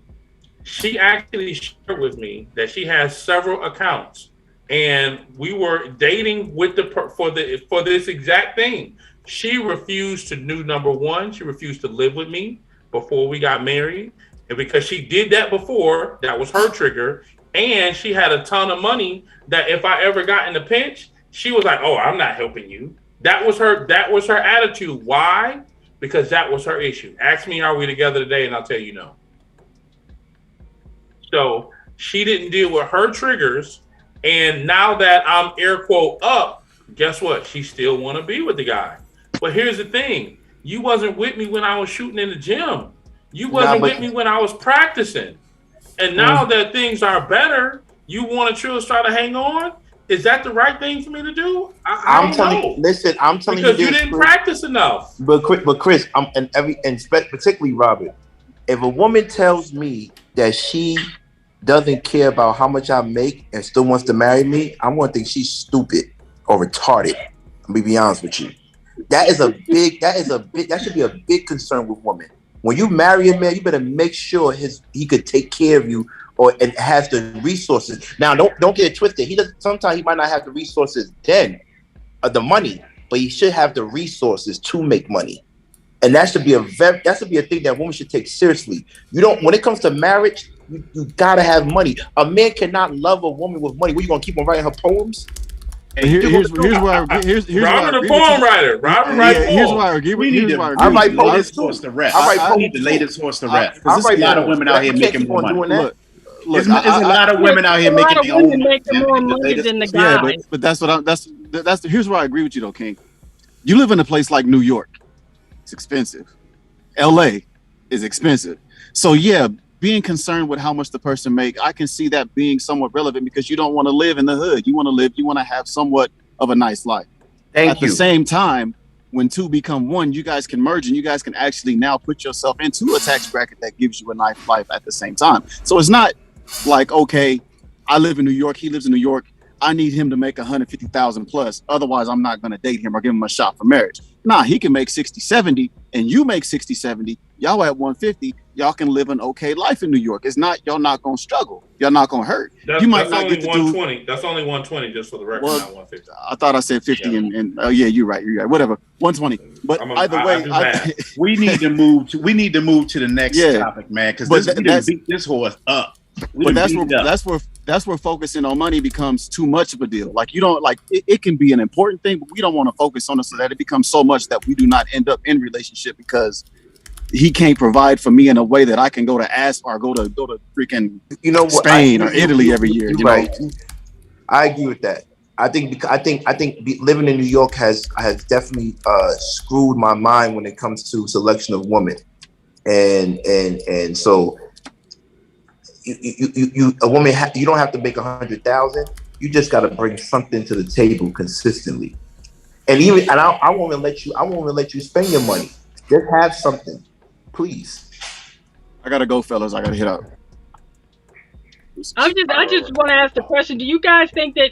Do y'all have problems being with women that make more money than you? Or because I'm not hearing any of you guys. Maybe y'all talked about this before I came on about being providers. Because I'm thinking, I'm wondering, is that an issue that women have the money? Because if a woman has more, is that a problem for you?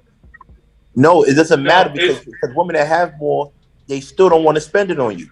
It ain't my money. I know when I've never met a woman that made more money than me, but even if I did, it ain't mine. So it's not my money. It's not a matter if they make more. It's not a matter if they make more, Queen. What it is partially what King said. You know, they don't want to spend it on. But also sometimes some women, and I've actually had this to me happen this year. She don't know how much I make, but a young lady, she said, she was talking to my best friend. We were on a 3-way call. She said, "Oh, I'm not gonna have him all head, because when a man, a single man sees a woman that's making 6 figures and she's got her own house and she's doing good for herself, a man wants that." And I'm like, does she not know that all of the women that I attract are well off? I'm not attracting no bums. Like, I mean, I'm not attracted to women that work, and no shade to them, but I don't think any of the fellas that here attract women that work, at the dollar store making, $7 an hour or whatever. I just don't think that's the case. They may be attracted to us, but right. But what I'm saying is, I don't think that we seriously, because we can't stop who's attracted to us. We can only control who we entertain, who we continue to entertain. So I don't have a problem with the woman. But my problem comes in, and I'll answer it this way. My problem comes in when she puffs her chest out, like one of the last young ladies did. "Oh, I make this, and I this, and I." Listen, baby, you can put your masculine hat down because this masculine man don't need all of that. I've been Gucci for a long while. What's it, Rob? I said, I'm glad you made that point. I can leave now because I've had it, before I even got into business, I worked in television and I was only making like 40 grand. And the woman that I ended up dating, she was making 4 or 5 times that amount with bonuses and stock options and all this other stuff. She did not hold that over my head and allowed me to see a certain thing. I held it over my own head at that time. Because you wanted to grow. Yeah, the only time it actually becomes an issue is if that is what you believe is your superpower, and if that's what you believe allows you to not allow your man to leave. That's when it becomes an issue. Other than that, it's not a big deal. Listen, and the stats don't support it. By and large, women don't make more money than men. Just statistically speaking, women haven't exceeded men in earning yet. They're gaining. They're moving fast. Women is a bit, but they haven't made it yet. So it's not even. It's almost like a topic that people are having just for conversation purposes, but in practicality, it's not even really that big. This is last. This last out, man. Okay. So at the end of the day, I'm going to say this one thing about me. I have been in 6 adult relationships, and I'm pursuing my 7th.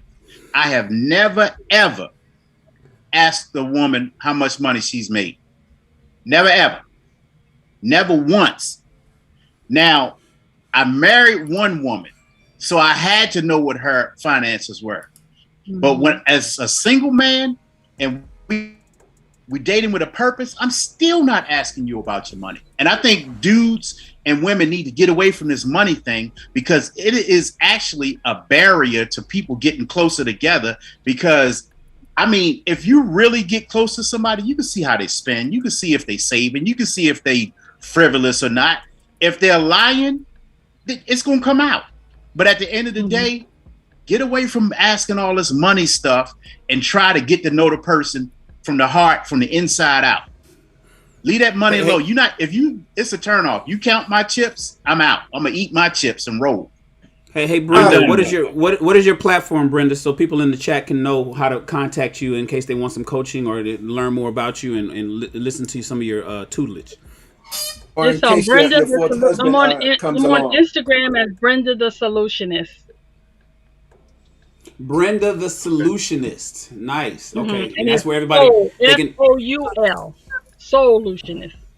They'll find it. They'll figure it. I mean, They'll Brenda the Solutionist. Everybody, if you guys want to connect with Brenda, connect with her on Instagram. Her DMs are open. You can watch some of her posts and get on her program. Brenda is available for you guys. Allowing me this opportunity. I do appreciate it. It's been really eye-opening.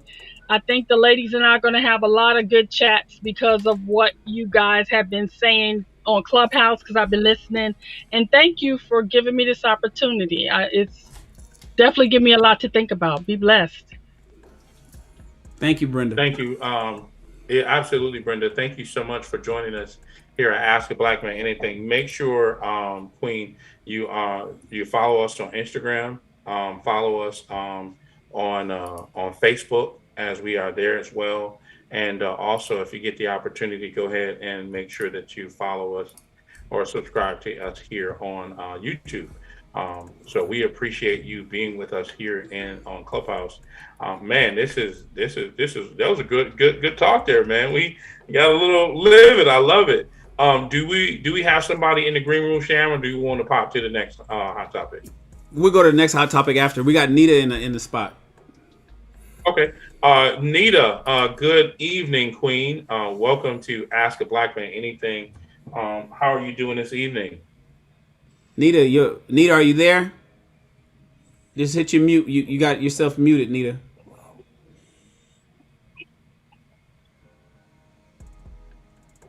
Nita. Did she leave?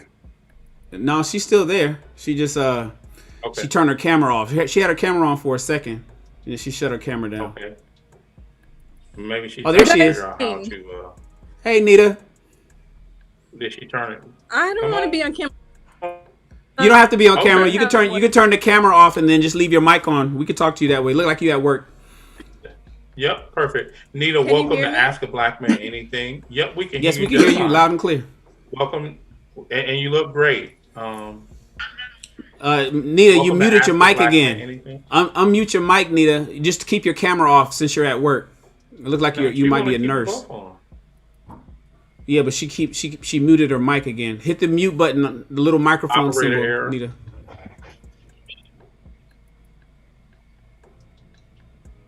Nita. I don't know. It doesn't work.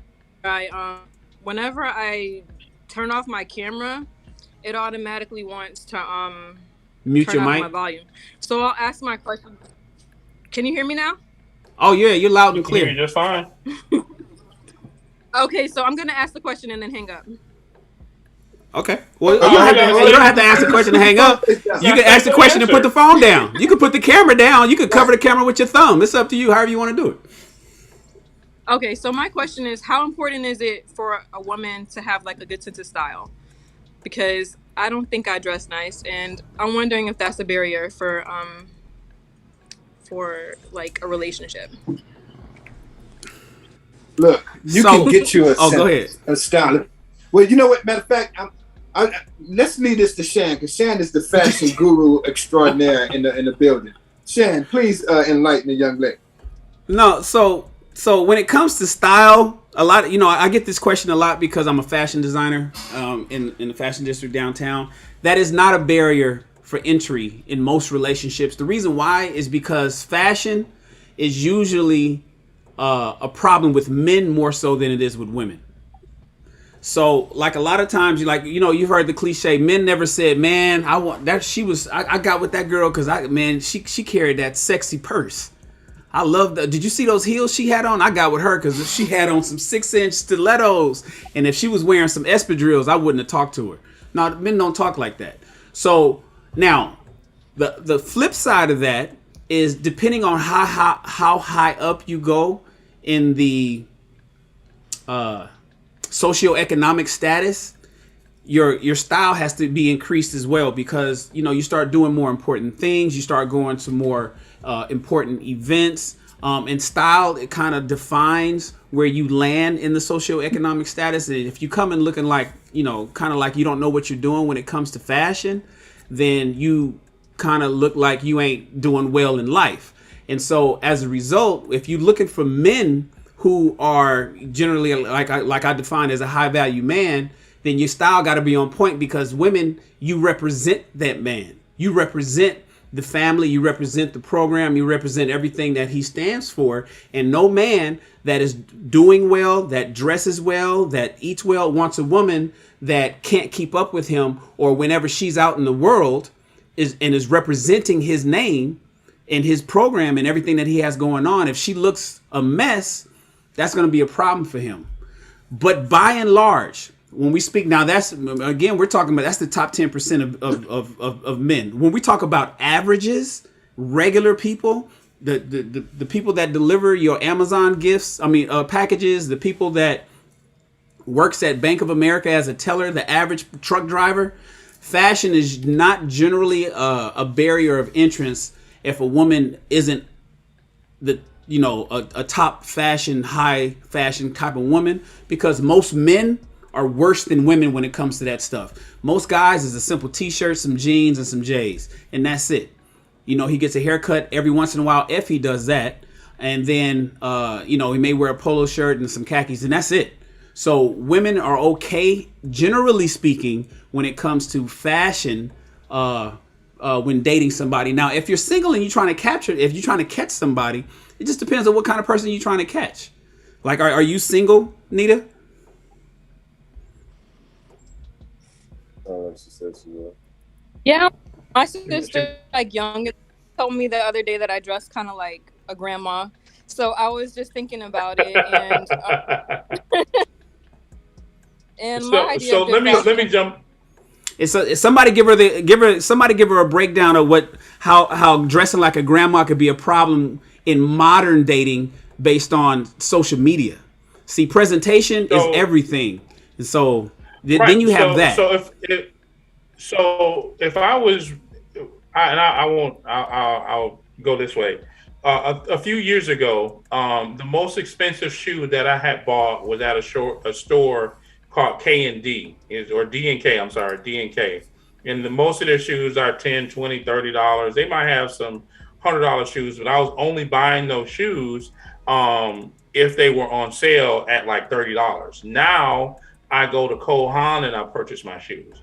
Now I actually don't wear the super baggy jeans and without a crease. I actually go to a tailor or go to the laundromat and have them cuff or crease or cuff my jeans so that my jeans are not huge and baggy at the bottom and I don't have to fold them up 6 different times. I'll wear a button-down shirt. I'll wear a clean white t-shirt. So because I've changed the way I want to present myself, because presentation is the first thing that a woman will look at. She'll look at a man and be like, oh, he's sloppy. So a few years ago, when I was wearing flip-flops, because I used to drive for Uber and Lyft, when I wore flip-flops and I used to have huge sweatpants on and an I don't care kind of t-shirt. And I'll be honest, I didn't always wash all of my clothes all of the time.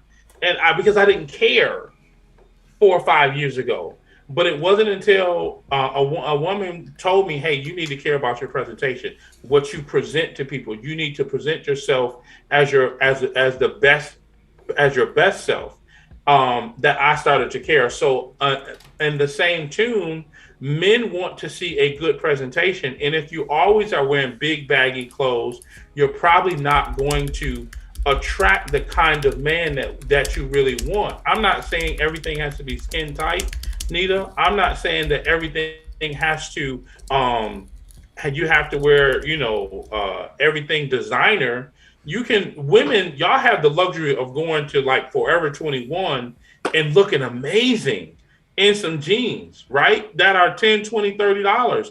Y'all, and you don't have to have Louis Vuittons this and Coach that and these you don't have to have those things in order to impress a man or in order to look good in the basic clothing that you wear.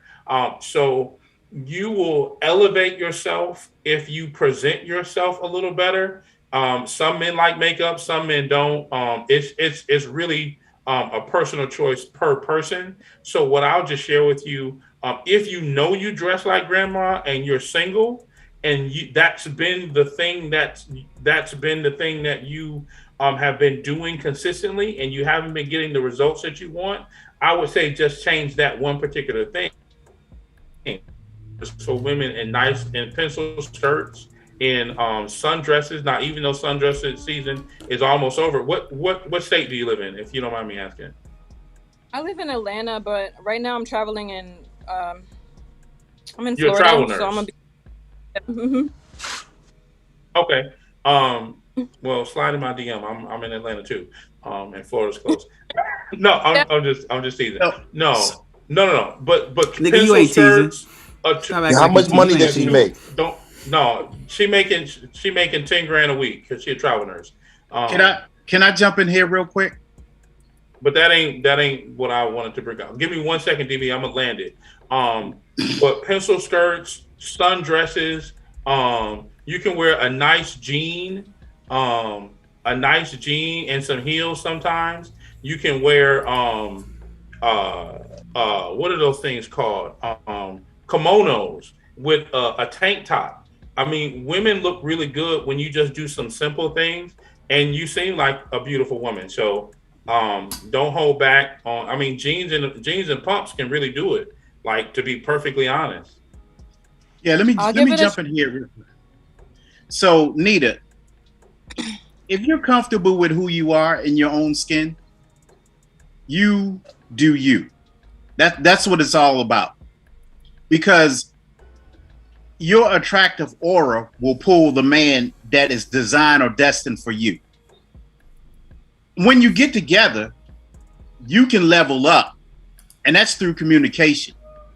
Like, I'll give you an example. Even when I was in the military, I bought a $500 pair of shoes and a $500 belt, ostrich skin. When I got out the military, I couldn't fit them anymore. I went from a size 11 and a half to a 13. No woman that I knew could tell me what those shoes were. I had to give them away. There are several places you can go to accentuate and elevate. I've just been the type of man that I've always been into fashion. So when I go out with a woman, they like, so I need to know what you're going to wear so I can compliment you. But at the end of the day, if you're comfortable in your own skin, I'm not saying that you have to buy into what people are saying about you. If you're comfortable with that, it's not how you totally dress, but when you get with somebody that tickles your fancy, then, you know, if he communicates something to you, then take it into consideration. If you really digging on the dude, because it's really not all the time about how you impress somebody. And I'll land right there. Let me just say this. Sorry, Wes. Sorry, Wes. I'm gonna be super quick. So here's the good news, though, Nita. If you're self-aware enough that you're asking the question, and you paid enough attention to whoever it was that told you dressed like a grandma. The good news is that you can change that. It's not a big deal. How you dress and how you present does not necessarily mean that you have to change who you are internally. So it's not a big deal. All you have to do is consult with either the person, if she's a great dresser, the younger person that you mentioned, or find someone who's a stylist and get some ideas for the kind of clothes that you can shop for, and then change your wardrobe and still, to DB's point, still be who you are. You can have the best of both worlds. You can upgrade your wardrobe piece by piece, and you can still remain who you are. I will say, in somewhat of a contrast to DB, I do think that there's getting a man's attention is, and I don't know if this is a direct contrast, brother, but you changing your wardrobe could draw the attention of a man that is for you, who just didn't see you in his peripheral until you upgraded and began to spark something in him that your regular style of dress didn't. But you can still be who you are. That's all I want to say. King, go ahead, brother. Yeah, I'm not going to lie. For me, that's unacceptable. Even if you can't dress, you should have some style. So I want to ask you: do you have style, and you just don't like dressing, or you lack style too? I don't know.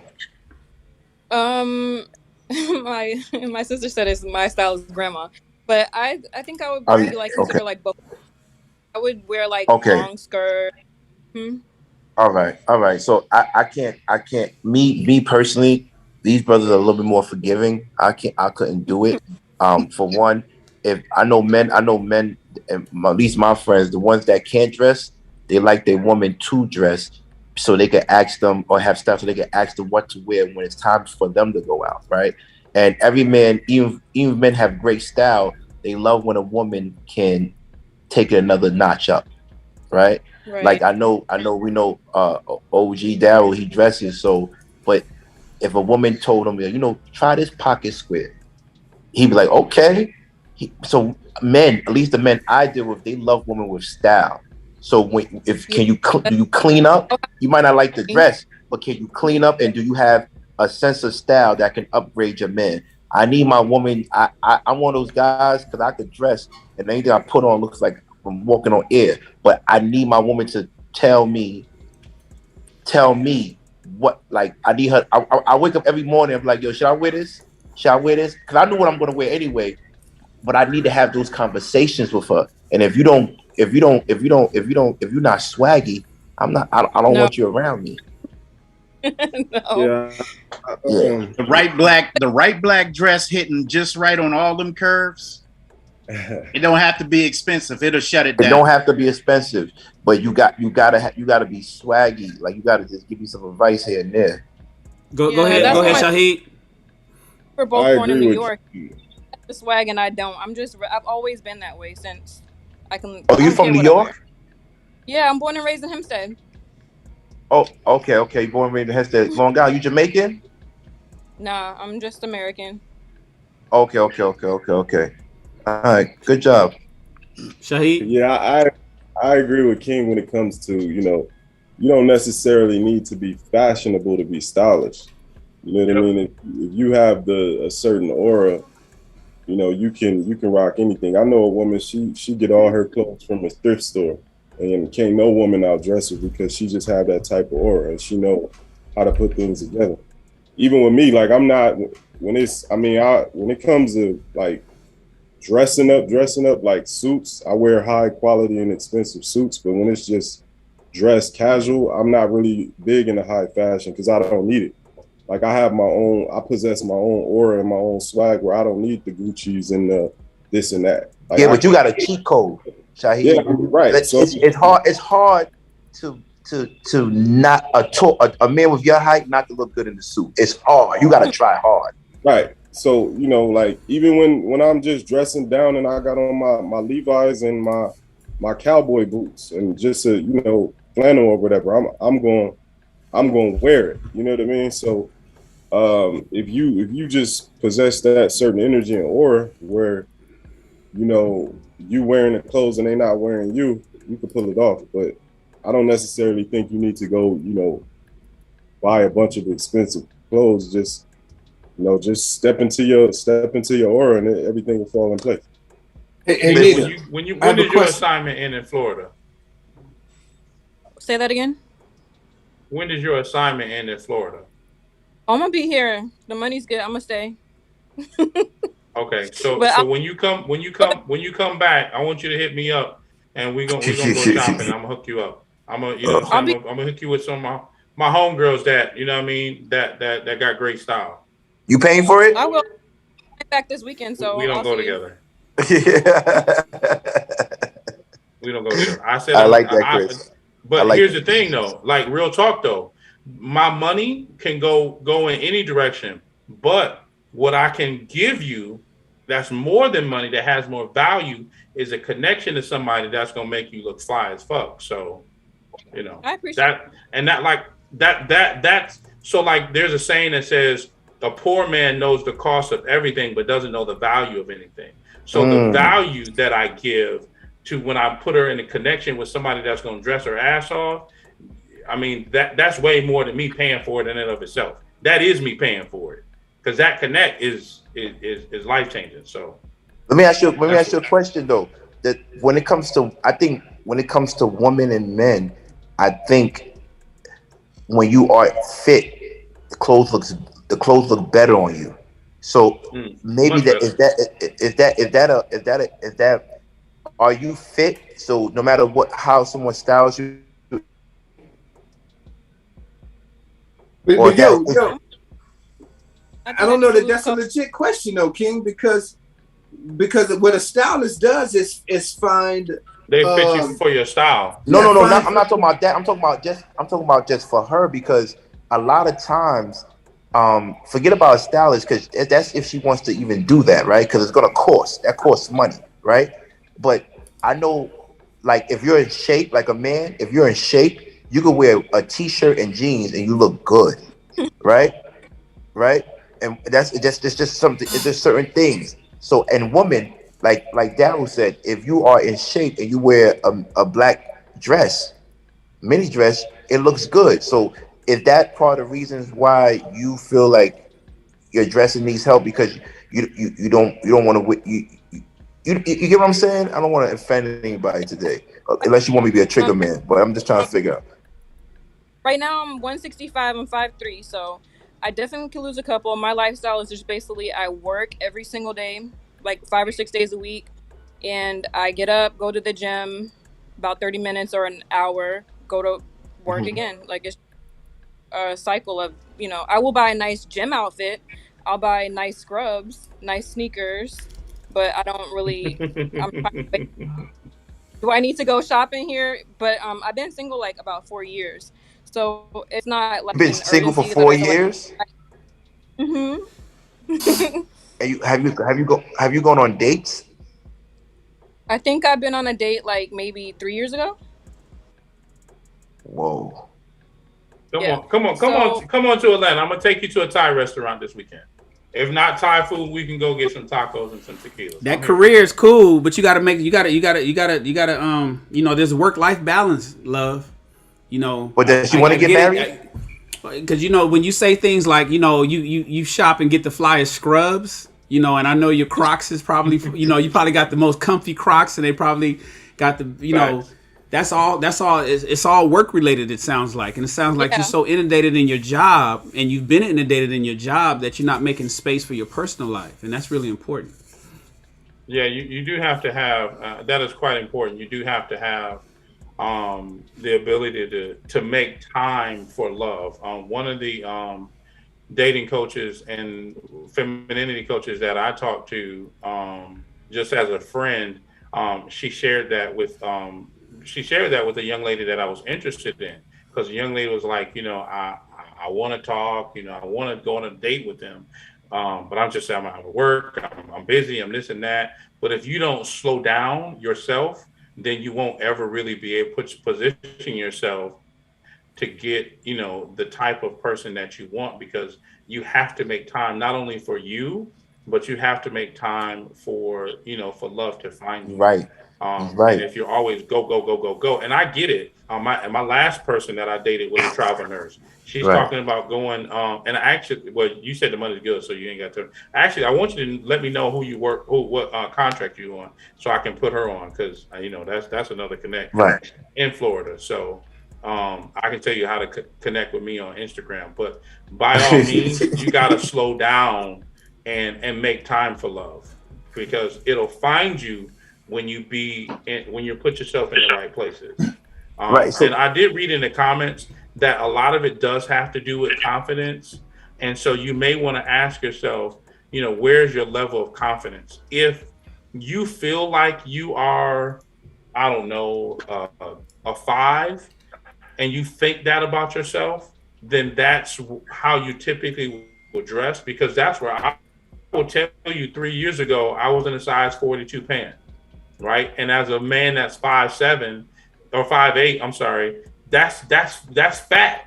right? I'm not gonna lie. I've lost, 60 pounds 2 years later, and now I can do a size 38. Now if you look at my t-shirts, or my button-down shirts, my belly is not pushing the shirt out. So there is always time for change and growth. I think 5'3" and however much you weigh, the right man, will love you. Just love yourself. But also make time for yourself, because if you don't make time for yourself, regardless of how much money you have, it's not going to matter if you die. And I don't mean this in a harsh way, but if you die, all that money you made won't mean anything to your family that you're leaving it behind. So make time to loving yourself, have time for yourself, and decompress. But I'll talk to the other fellas. So Wes, we morbid as hell tonight. Yeah. Okay. Yeah. So what I want to say, I just want to ask a question. So out of all the guys on the panel, Nita, who would inspire you to get dressed to go on a date with them? Oh my goodness. I plead the fifth. Who loved Jesus the most on the stage? Chris? That's a good question. Probably me, of the guys that are currently here, me. I don't worship the white Jesus. Who's gonna what, Queen? Who's gonna read the Bible with me tonight? Chris. Who's gonna pray with you? How about that? Pray with you and pray for you. Of all the guys on the stage, me. Can we read it while we're going hard, Chris? Chris, you going hard, man. No, I'm just saying. I know. How you know I'm not a praying man? I ain't gonna lie to you. I wouldn't pray. I wouldn't pray for you. But he's a Muslim. No, I'm not a Muslim. Now Daryl might beat me, but Daryl is in a whole new world over there. Nita, can we read the Bible while we might wrestle? That's why I love Wes. That's why I love Wes. I'm here for it. What you say, Nita?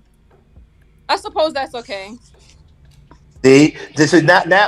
Hold on, Nita, stay on, because now this is what I'm talking about. That you see how swaggy you got with, how spicy you got with it.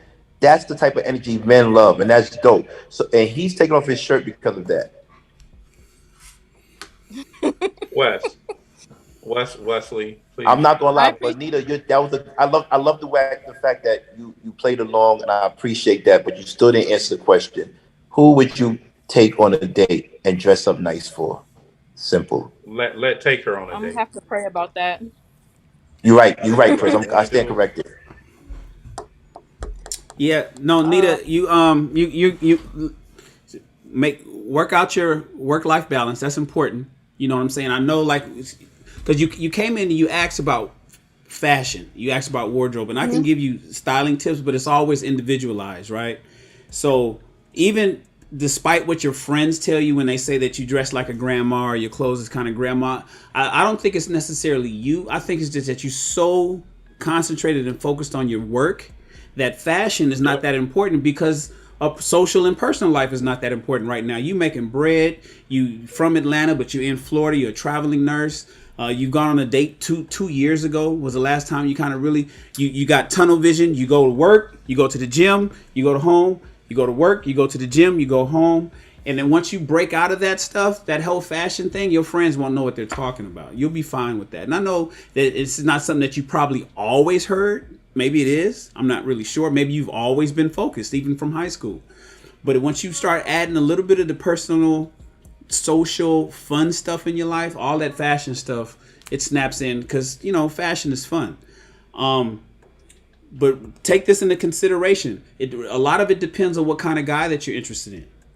A lot of it really matters on what kind of man that you're interested in. And so, like, for instance, King had mentioned that he wants a woman that's going to be dressed well and whatnot, because she's going to represent him where they go. But King also is in circles of people that are generally making a lot of money. They have a lot of assets. There's millionaires and whatnot. And then if you're around people who just chill, and if you're the kind of woman that likes a guy that just wants to watch the game and go tailgate, go to the, just kick back on the weekend and go fishing, then, fashion doesn't matter much. So oftentimes you want to tailor your personal wardrobe based on the kind of man that you're interested in, and then do what's necessary to get that.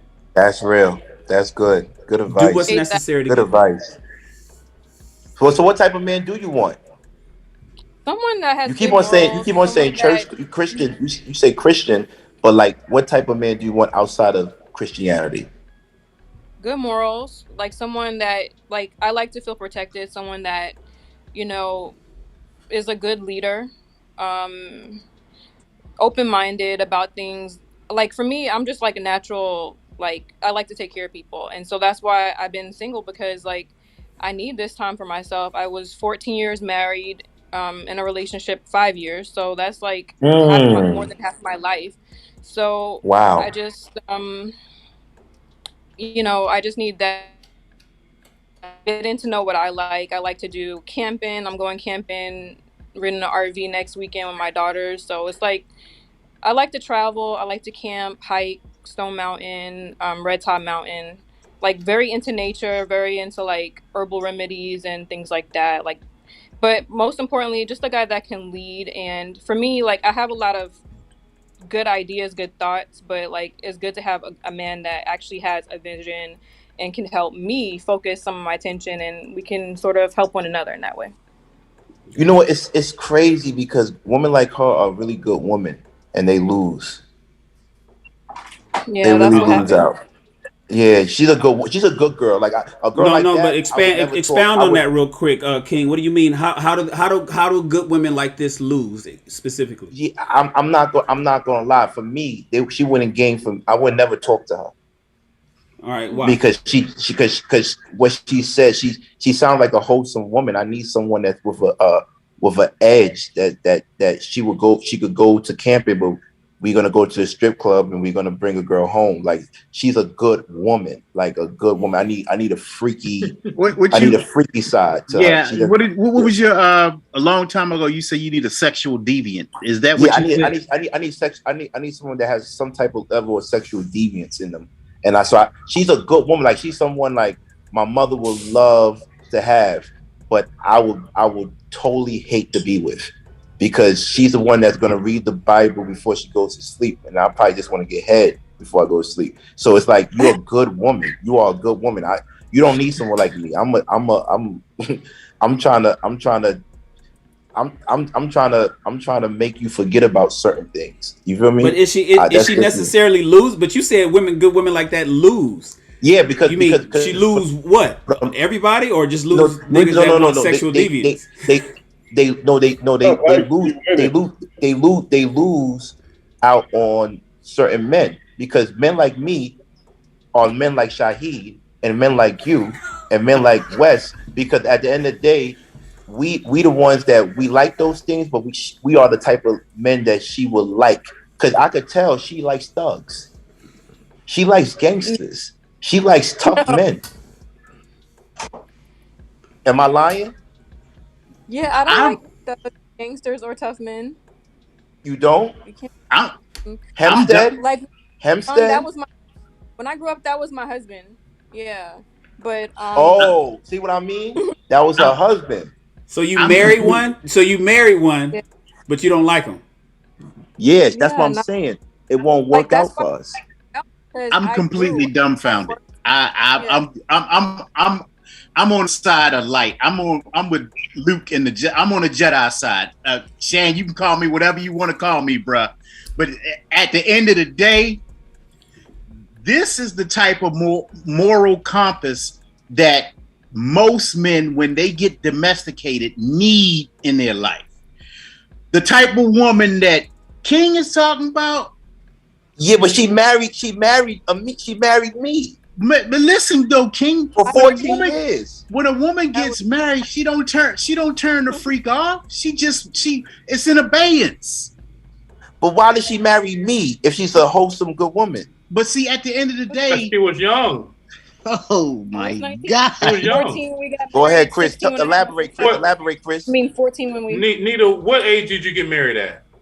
I got married at 19, but I had my first child at I think I was 16. See what I'm saying? Yeah, he's 21 now. See what I'm saying? So she got married at 19. She was married for 14 years. So she was divorced at what, like 35 almost? 28.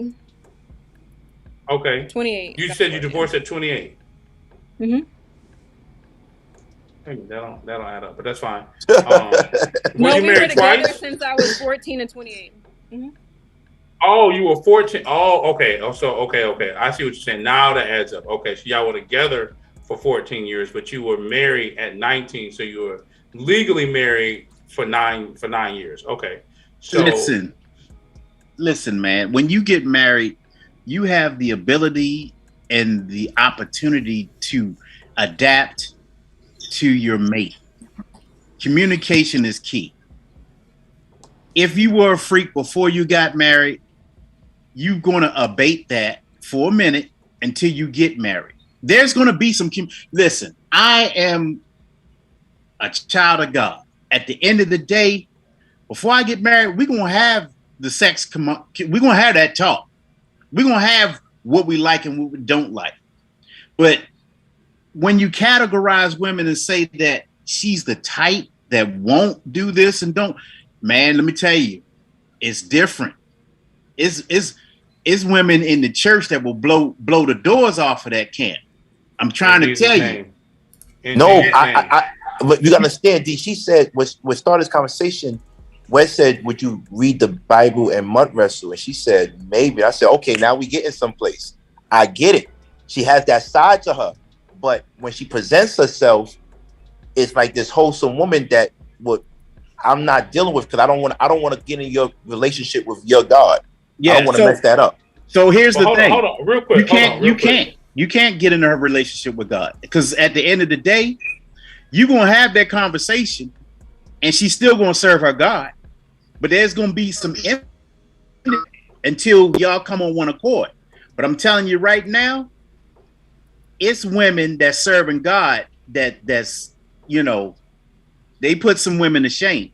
And I'm not putting any limits on the woman that I marry, because we're going to serve God, and that bedroom is going to be undefiled. That bed going to be undefiled. We're going to do what we do. And I'm going to leave it right there. I'm landing. I ain't got nothing else to say about it. Listen, that is an absolute fact. I know for a fact that there are some women who profess the name of God, and I love God, and I'm diehard Christian, but they got they got the pepper, you feel me? You know what I'm saying? They take it front, back, side to side, so every which way they can get it. But you will have to marry her to get to that point, Chris. She's not going to do that before marriage. That's not true. I said her. She's not. Oh, you talking about Nita? She's not touching you before marriage. I'm not going to respond to that. I'll wait till the feds not watching. But I'm going to respond because that, first of all, no, I'm going to say it now. That's a lie. Nita, is that a lie? That's a lie. That's a lie. Nita? Yeah, I mean, the right man will talk a woman into or out of a situation. And really, you don't even really have to talk her into it. She literally will talk herself into it. I was talking to a young lady, and this is what she told me. She said, we're dating, and we're growing closer. And she said, I'm gonna question, why haven't you touched me if you haven't tried anything in a couple of days? And she carried the Bible on her shoulder. Trust me. Because they want you to want them. And it's the allure of not doing it that makes them desire it more. And even the holiest of women will pull their skirt up and pull their drawers down. And I'm not saying that it's, that's the way it should be done. I'm not saying that they're wrong for doing it. I'm just telling you that I know that they do it. I mean, I know people that, that are, pastors in the church, and they, women pastors or high officials in church, and they out there getting it in. I know it. I know, you know what I mean? So, sex has no barrier when it, just because some women will say, I'm celibate. Oh, you celibate now, but and this is the truth, and this is so crazy. A lot of women dated in 4 years. That's fine. I'm looking at Sharon looking like he can ready come to the dark side for real. But she hasn't dated in 4 years. Hold on, King. That just means that the right man has not approached her, said the right things to take her from, oh, you know what? I have been celibate and I've been not dating. And this one man, all it takes is one person. And I promise you, it takes the right person saying the right things, and you're going to do whatever you want with that guy. And no matter how much, because once we done, we could pray and we could read the Bible. Damn, I'm here for all of that. crazy. Daryl, how you feel about that? Some people use. I'm for all that smoke. I'm for all that smoke. I'm for all that smoke because I'm not a virgin. I've been. You can't dip me in the lake of Minnetonka and come out pure. I've been through some things, so I'm not expecting the woman that I'm marrying to not really be a virgin. It's not even my prayer. It's not helping me. But she clearly says she's waiting for marriage. But see, that's I didn't hear that, King. She didn't say that, King. You making up stuff as she going. In fact, she said she was ready to mud wrestle. What you talking about? Listen, pray and read the Bible. Listen, I'm in agreement with I'm in agreement with Chris when he said that the right man. DB, you cut out. Is she still there? DB, she's at work, so she probably had to break out. She's still up. She's still in the problem with some men. The problem with some men, they cannot be. Their needs can't be met, and that's why they have problems staying with one woman. And I'm landing right there. So here's the thing, and this is just the honest truth. What I've learned in my dating experiences is that for a woman to be put in the mindset of sex, you got to literally not like harp and talk and drill it, and don't let that be your focus. And it's crazy because I actually just posted about that today. A lot of guys go on their first date and they're horny. I'm like, take care of that before you go on your first date so that you can just talk, just free flowing conversation. Because guess what? If she decided on the first date and all you talking about is, oh, your butt look fat and oh, I ain't had none in 4 years, you just talked yourself out of it. All you got to do is just keep having a conversation. Just keep the conversation going. And sooner or later, if she really feeling you, you're going to get it. I mean, it's... So your advice is before the first date, always stroke one out before the first date, huh, Chris? That's your. however you get it out, you ain't got to stroke it out. You might have another something. You know what I mean? Go whatever you got to do. And the dark side has spoken. So that you can. What happened? I said the dark side has spoken. But y'all not getting what I'm coming from. The reason why I would step away from a woman like that is because what y'all said, the woman that say that. They might not even be like that. They might want sex more than they allude to. I like my woman to be. I like my woman transparent. She might not have had none in 4 years, and guess what? That's why I say, if the right person's saying the right things, they're coming off. I think a woman that has sex before gonna always want it because they remember what it's like. And let me tell you what this dating coach told me. Let me tell you what this dating coach told me, and this is the craziest thing. She said, women always claim celibacy. Wait, a different one? April or somebody else? Yeah, he's crazy. April Mason, your boo? April. Yes, it was April, but okay, I was trying not to say it. I was going to leave it alone. No, why? But shout out to April. She said to me. I thought it was the craziest thing. Yeah. So she said women always claim celibacy because, she teaches women. She said they only claim that until a man that's smelling good, talking good, looking good, and is close to you takes you out on a date. And it was crazy because I experienced that. I met women that were like, oh, you celibate. So when you ask them, how long you been celibate? And then we had that on the stage. I've been celibate for 4 years. When's the last time you've been on a date? When's the last time you talked to a man?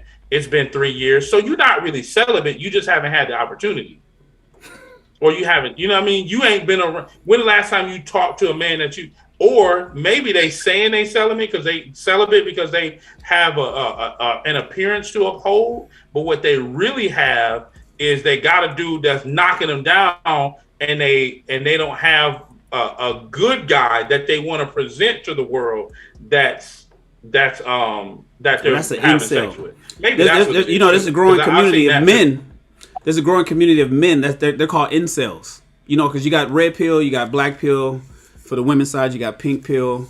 You have the manosphere, and then you have incels. Incels, they're starting to link a lot of violence to incels, but incel is a contraction of involuntarily celibate.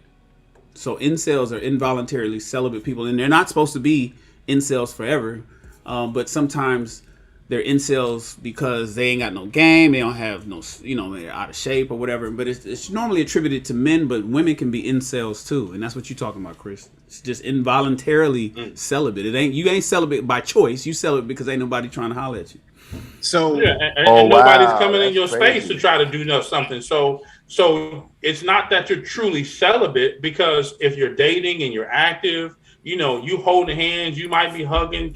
If you're doing all of the dating actions and you're in the dating throes of dating and you're not having sex, then or not being physically intimate, then I can say, okay, hands down.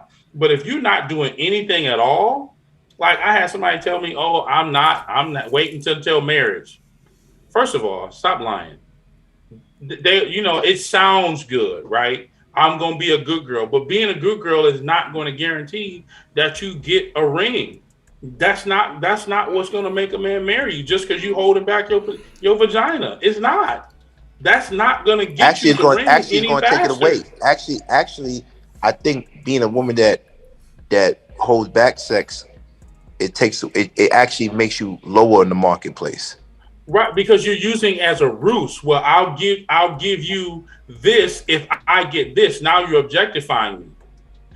You want me to have this as if I give you a ring. That you playing a game, and that's not even who wants to play that game. I'm not here for that. So I'll be like, okay, I'll stop. I won't sleep with you, but guess what? If I have something else on the side, that ain't none of your business. So Aisha Gilliam posed this question: What needs can't be met by one woman? And she posed it to me. So tell her to come up and ask it. Yeah. So come on up. That's a question for Shaheed. Tell her to click the link and come up and ask herself. So come on up. We don't answer questions from the chat. She know the link. She can click the link and pull up. She don't even have to come on camera. Doesn't, Aisha, you can click the link to ask that question. We're actually getting ready to shut down here in a couple of minutes. So come on up if you want to. It's pinned in the chat. She can just click the link, pull up, ask it. Yep, click the link at the top of the chat. And we'll be happy to have you. But if you don't come up, all right. Did Nita leave? Yeah, Nita's left. She's at work. So, hey, Aisha, Coco. Hi. You know better. You know better. You know better. Wait, that's Coco? Yeah, Coco and Aisha is the same. Oh, no. Bye, Felicia. Y'all didn't recognize me? I did. I'm in love with the Coco. I got it for the low. All right, so what's the question? Coco, what's the question, Coco? Coco got a whole name. Okay, Coco. I'm calling you Aisha now. I ain't calling you Coco no more because, that's crazy. Aisha, welcome to Ask a Black Man Anything. How are you doing? What question do you have for us? I'm good. So I was just wondering, Dara was saying something about the man's needs can't be met, and I didn't understand that. I was like, what needs? Physical needs? So to clarify, what I said was a man that cannot be satisfied is that man. A man that cannot be satisfied with one woman is that man. He's going to find his needs being met by other women. And that's perfectly fine because that's how he rocks. That's called a person that likes multiple women. That's not the ideal model for that man. The ideal model for a man that wants monogamy, his interest is on only one woman. I'm not knocking a man that likes more than one man. That's him. I just can't. I as smart as I am in my older age, I ain't got the power to be chasing after about 5 or 6 women. I just don't have it in me. But I got the energy for one, and I'm a mount up. I'm a mount up for one. Oh, mount up, baby. Regulators. Mount up. So Aisha, you said your question was what again? I was wanting to know from Daryl, about the man that couldn't be physically satisfied, and it's by one woman. And I wanted him to explain that a little bit more. But I think that's probably just a different category of man. It's not. Yeah, that's Shahid's category. Okay. And there's nothing wrong with that. There's nothing wrong with that. Yeah, a woman. Yeah, you're right. He's right though. A woman. It's really hard for a woman and that has a high sexual drive by herself. It's really extremely hard, and then vice versa, right? But like it's hard because some men are into certain things, and if you are not into like certain levels of deviance, you won't be able to satisfy that man, right? You won't. Like you could have the best box, you could have the best head, but if he likes to do threesomes and you're not willing to do it, you can't satisfy him. I see. I wasn't understanding that. I wasn't. But that's just my point of view. That's just my point of view. Or he might be into voyeurism, and you might not even like that. So you can't satisfy him because when people think about sex, they think about the amount of times you have sex. But sex also deals with the different variations of sex and your imagination or the type of narratives you want to place. Maybe you're not into role playing. Maybe you're not. Maybe it's certain things. So you can't, because sex is really a mental thing. You right? It's a power thing. Oscar Wilde, who was a Scottish poet, he said, everything in this world is about sex, except for sex itself. That's about power. So when you can't satisfy a man's sexual appetite, you got to understand what makes him feel powerful, what makes him feel less powerful. And if you don't know that, you will never be able to satisfy him. So monogamous or polygamous. Oh, I'm sorry, King. You're right. I'm sorry, Coco. I'm sorry. That's okay. I was just going to say, does that physical need trump everything else? Does it trump like his emotional needs and that need to be connected and supported? Does where does that fall in the hierarchy? No, I think it's in the. Hey, wait. Hey, Nita. I'm sorry, not Nita. Coco. Aisha. Coco. I didn't mean to confuse you guys. Oh, no, it's all good. You're a beautiful woman. Okay, continue. Yeah. No. But for me, it does. For me, I'm a sexual being, so it's very important to me. It's at the same level of a woman aspiring me. It's on the same level as her sexual prowess. So that's very important for me. It's subjective. Some men don't care about it. Some men rather a woman just be nurturing. But for me, she has to inspire me and be very sexual. And it doesn't always mean sex. Sometimes this means creating this environment of passion. So yeah. Because as I'm getting older and approaching 40, that like now, I don't know if it's true that women, we peak at different times, but or if it's my hormones, but my sex drive, it just has gone through the roof. But I'm celibate. I don't know if I'm celibate by choice or if I'm celibate by circumstance. But so When's the last time you've been on a date?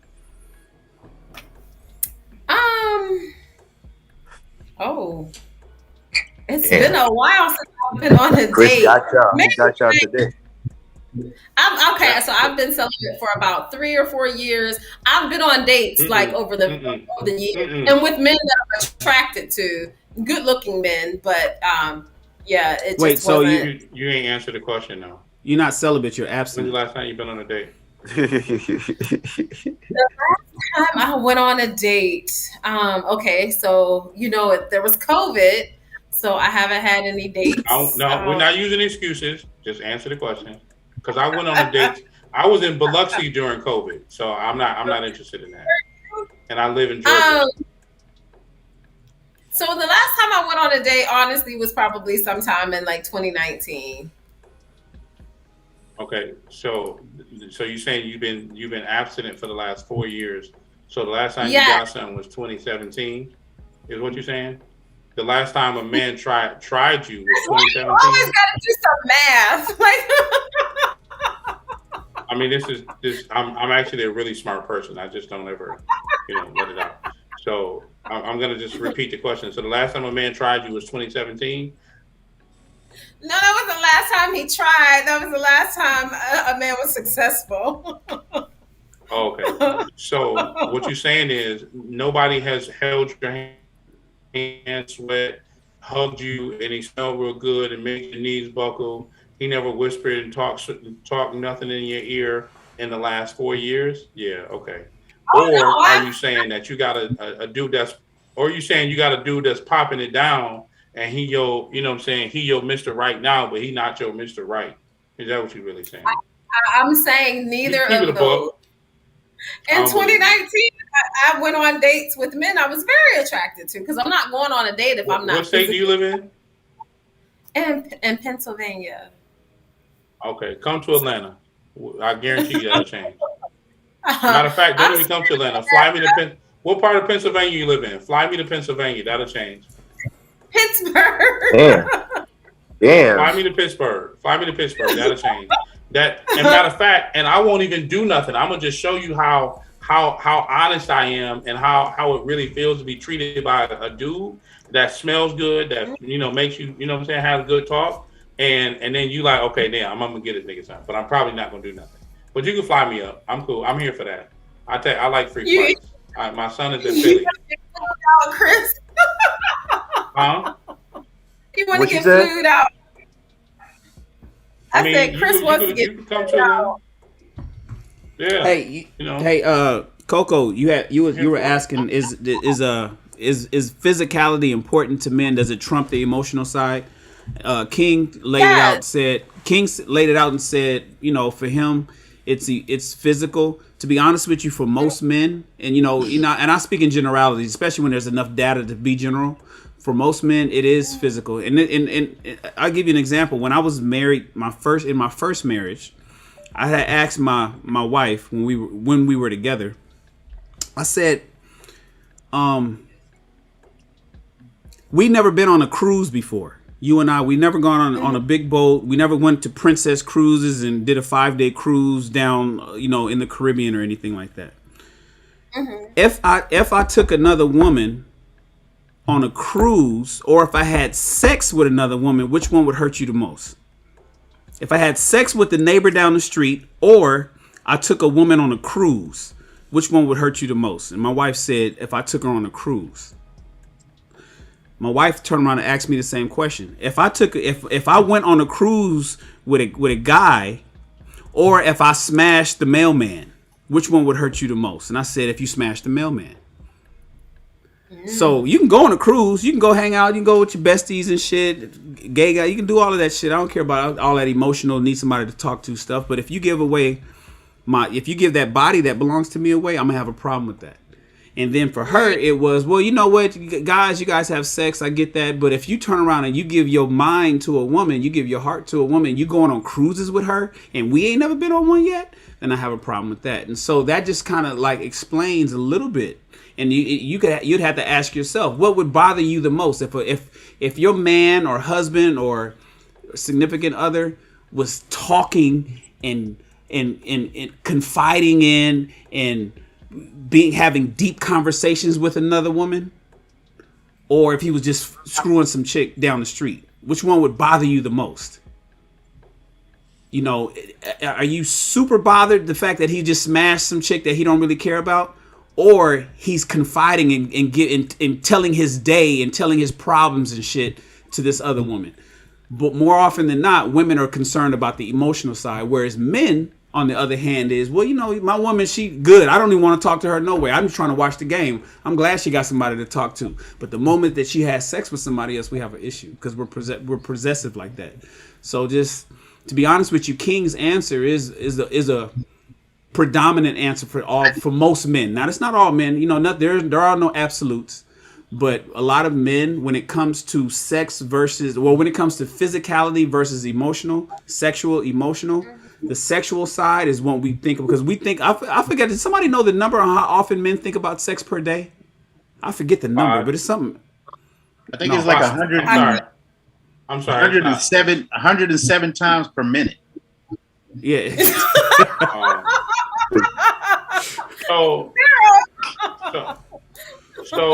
from this study that I'm reading a book called The Female Brain, and I think that it says that a woman has like a sexual thought like maybe once a day, where a man is, I think it's it's something like 30. Yeah, I'm just telling you. Well, you just 30 is low, Coco. bro. You just horny. You ain't had none. Right. You ain't had none in a while. The rose is not giving you the warmth of a man. And so therefore, you like, damn, you know what I'm saying? I get tired of these little two fingers I've been using. Hey, Coco. Coco. And it don't smell good. Yeah. Can I ask you a question? Coco, can I ask you a question? Oh my God. Coco, can I ask you a question? So since you've been waiting for a while. You asked her this the last time she was here. Yeah, if you could give it to any man on the stage to break your 4-year hiatus, who would you give it to? King, why do you do that? Why do you do that? It would be each of you for a different reason. How about that? What? Can you elaborate? Can you elaborate? I'd rather you pick one, but can you elaborate? I would combine all of you into one. There's so many things that I just completely adore about each one of you, just from these conversations. And if I could build a man, I would like to combine all of you into one. But I mean, I like I said, I just adore each one of you for different reasons. So it would be hard for me to pick just one. Okay, for one night stand.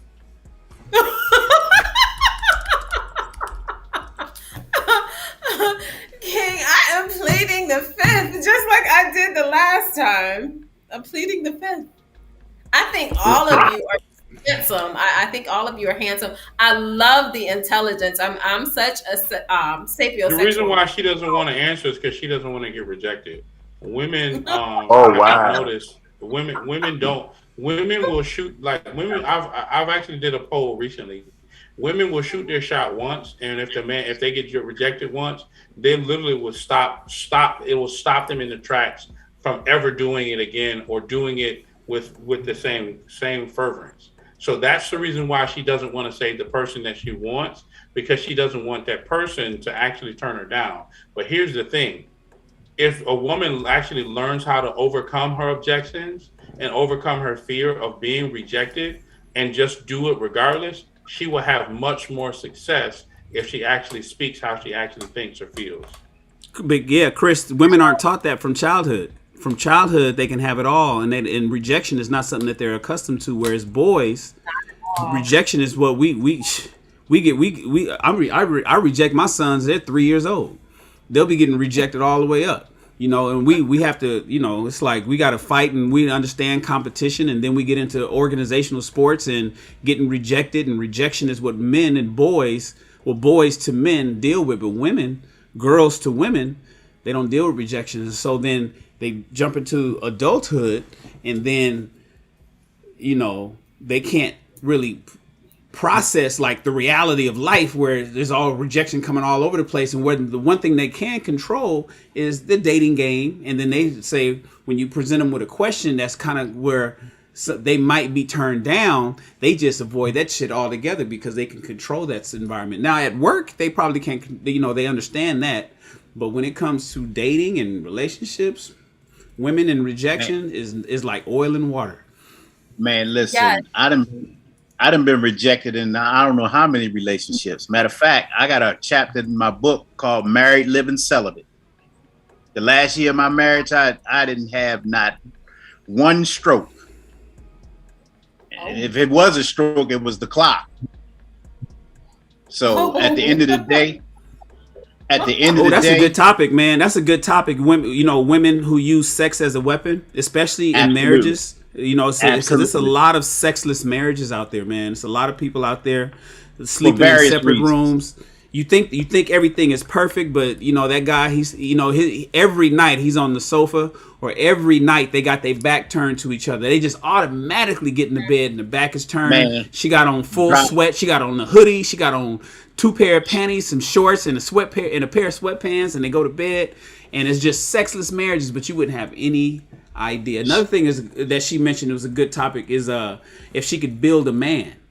That's another thing. And technology they're talking about it. Have you guys heard in the next 30 years or so, people are concerned about these sex dolls and the fact that people will be able to literally build their spouse and shit? That's kind of scary, man.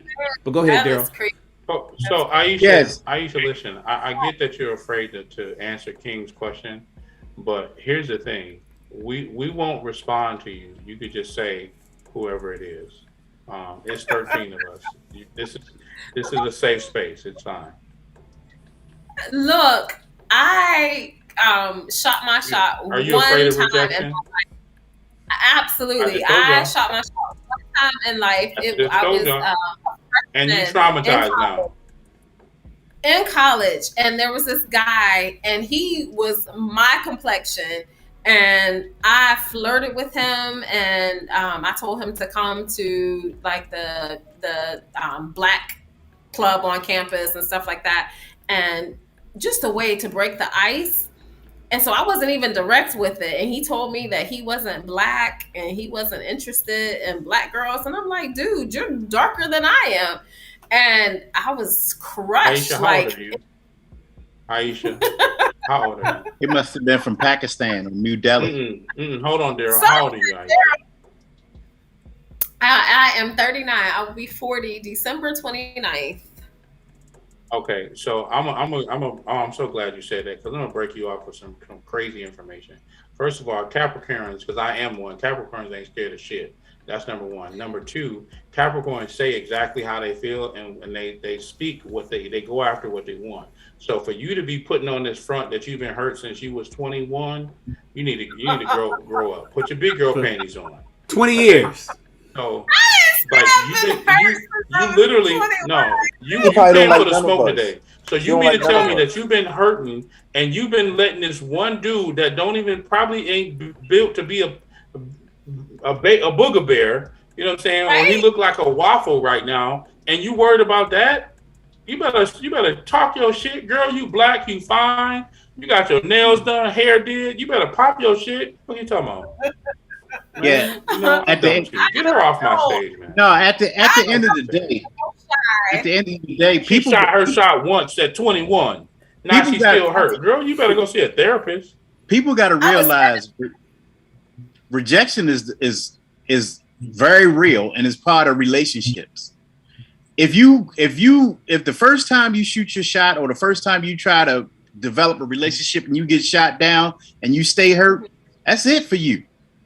Yeah. Man, listen, you got to have the mentality of a sower, of a farmer. You got to throw all your seed out there. And everybody they're not going to be your cup of tea. You got to throw your seed out though. Rejection, just like pain and hurt, is very much a part of love. Get rejected a couple of times. It'll make you grow up. It'll build you up. And you will go and make the right decisions. You make the right moves. You'll find much about yourself and more in rejection than you do in acceptance. And I land right there. I can receive that. And let me ask you guys this question, because even though I haven't been on a date like in person, over the past year and a half, I've chatted with different people over the phone, on Messenger and stuff like that. And one guy that I talked to, I was really interested in, and we were getting to know each other. This is about 9 months ago. And he mentioned to me that he had a rough day, and he went to sleep, just like, feeling away, and he woke up and he was so frustrated. And I'm like, well, what would have you feeling that way? Is it something that I can help with? And and he was like, well, I'll tell you later. So later on the next day, he ended up saying that he had left his full-time job. He was in pursuit of his business, and, things were building up. But I guess the income was like sporadic. Like, I don't know. The flow hadn't stabilized yet. And he said he wasn't, able to hire an assistant yet. And he wasn't, able to pay his bills like he was used to on time. He was able to pay them, but not like, on time. And he was afraid it was going to affect his credit. And I'm like, well, you mentioned hiring an assistant, what can I do? To help you, if whatever on the administrative side, I can knock that out for you. And he was like, oh, whoa, stay in your lane. And, like, he just got so offended. And I was just trying to fill in the gaps and offer help and, do all that kind of stuff. Cause I do, graphic design. I build websites, I have my MBA in business. So I'm just like, I can fill in all of that for you. And it just made me think about how you guys were talking about be a wife before you are a wife. And I've never been married, but I've been engaged before. But, I was like, whoa, I was like trying to be that help for him in a time where he said he needed help, but he couldn't receive it from me. And then things just got really weird. So how do you, how does Don't a give your woman, pearls to swine. That's true. And What'd you say, Chris? So that's probably why the Bible says don't give your pearls to swine. And it's pretty simple, right? The thing is, and this is not an indictment against you, but your vetting process is off in a little bit, right? If you're giving the right thing to the wrong person, they'll never be the right person, right? It's like giving a Lamborghini, a 2021 Lamborghini, to a 15-year-old boy who has never sat behind a go-kart. You're giving pearls to swine. So it's like taking a kid to a restaurant and saying, "Hey, let's try some lamb," and all he's ever eaten was chicken wings and burgers. Their palate is not there, so therefore you're giving the right thing to the wrong person. And just because you're giving the right thing to the wrong person, it doesn't mean that you need to stop continuing to be the person that you are. That's what I've learned that a lot of women do. They will give the right thing to the wrong person, and then they'll say, "Oh, well, I'm not doing this no more." Now you're no longer authentically being yourself. You're no longer being your true you. Your true you is a giver, a kind-hearted, loving, gentle person, right? You might got a little savage in you. You might got a little this, that, and the third. But when you stop doing that, you stop bringing your full you to the forefront. And now you're hiding yourself. You're pushing your true self to the back, right? And if you vet the person properly, then you'll never give the right thing to the wrong person. And I won't say never, you'll rarely give the right thing to the wrong person. And I'll give you a personal example, right? I was dating a young lady, and the first week that we met, she would talk out the side of her neck. Like she said something else out the side of her neck to me. And I looked and I was like, okay, well, let me just, let me make sure this is her character and not just a one-off.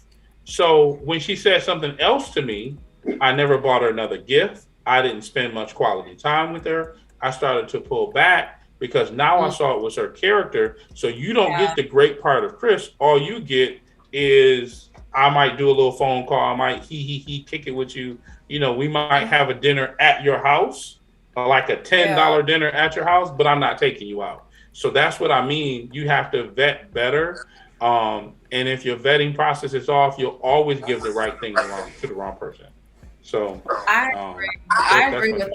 I was and that's another example of when I was vulnerable and well, let me give you another perspective. Yeah. I'm gonna give you another perspective. Okay. One issue is a lot of women, you guys lead in your masculine. And I'm not saying that this is necessarily you, and it doesn't even seem like this would be you, but it could have been you 9 months ago. You may see it's one thing as an entrepreneur. That's all I know is entrepreneurship, right? And so, right, he's may have been frustrated. The guy was, he just quit his job. His money ain't right. He's already off because when our money ain't right, we off. So he was already off. The money is sporadic. It's up one week and it's down the next or whatever. And then when you come in saying, well, you know what, I got you start talking about your MBAs, and because that's what I heard you just say just now. You start talking about your degrees and you start talking about your graphic design skills and what you can do. I don't know that you necessarily, I'm not saying you did or you didn't. I don't know that you necessarily came in in a very loving way or a feminine way, offering your services, as opposed to coming in saying what you think he needed to do and how you can take care of it for him.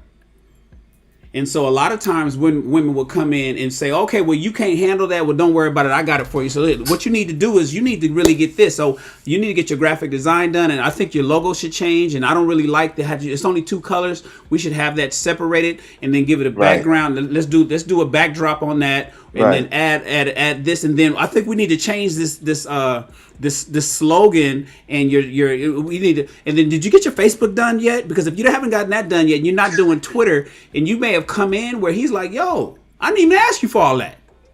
Yeah. You know what I'm saying? So you coming in here trying to get my shit together. I didn't even ask you for all that. In your mind, well, damn, I'm being a wife. I'm being what men asked for. I'm being supportive. I'm coming in, I'm giving you all my skills, and I've gone to school for this, and I know how to do all these things. That's gonna make you better. I didn't tell you that was gonna make me better, and I didn't even tell you I didn't specifically tell you what my problem was. I'm just telling you that things is not really working out right, and then maybe you came in trying to insert all your masculine energy and being really all up in my business without me even unsolicited help. I didn't even ask you for that. And women would do that oftentimes. And you guys are coming in, bringing that vice president, that VP executive side of you over into our relationship. And I'm not, I'm not asking for that. And so that happens often. I'm not saying that's you, Coco, but it happens oftentimes with women. When you guys think that you're helping, you actually coming in trying to be the boss of shit. And ain't nobody asking you to be the boss of shit. We're asking you to just be a good, supportive women, and we'll let you know where we need your support. Maybe you should have said, is there anything that I can do? Mm-hmm. It should have just been simply that. Is there anything that I can do? That's one of the key things that a lot of women who want to help and are natural helpers, they fail to do, because I think Jamal said it a couple of years ago, just ask us. And if we don't know, leave it alone until we can actually tell you what it is that we want. So asking us is really key. Yeah. But Coco, I mean, as you're a friend to the stage, and as much as I heckle you, I just know that I do it in the kindest love, and I know who you would choose. So you can go ahead and say Shahid's name. It's perfectly fine. So look, I completely receive what Shan said, and I try to stay in my feminine energy. I don't really get masculine unless it comes to like my niece or my nephew, and then I turn into mama bear. But I haven't really had to do that, so I think that's probably the only time. Just protecting either of one of them is when that would come out of me. But so the way the conversation really went is when he was telling me about all of this, I was just listening, and I honestly did ask, and I always try to take that soft place to land approach, and just try to add peace and just try to be that comfort and that easiness, and then don't make it difficult. So I was like, is there anything that I can do? What do you need help with? And he told me his exact words, and this is where the argument came in. He told me that that's why that I needed to pray and ask God what I needed to do. And I'm like, I don't pray and ask God what you need? And he was like, you Wow. do. And if you seek God, then you would know what I need. He'll tell you to do X, Y, Z. And I'm like, that is asinine. That's not the way this works. Wow.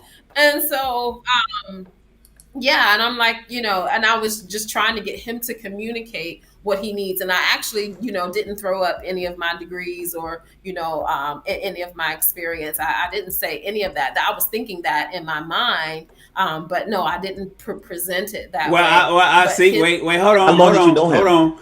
Wait, see, when you see, I listen. When you say things like, I was thinking that in my mind, I'm thinking that a lot of times people actually communication is 75% body language. The other 25%. So why are you thinking that in your mind? You think you're not saying something, but you probably were.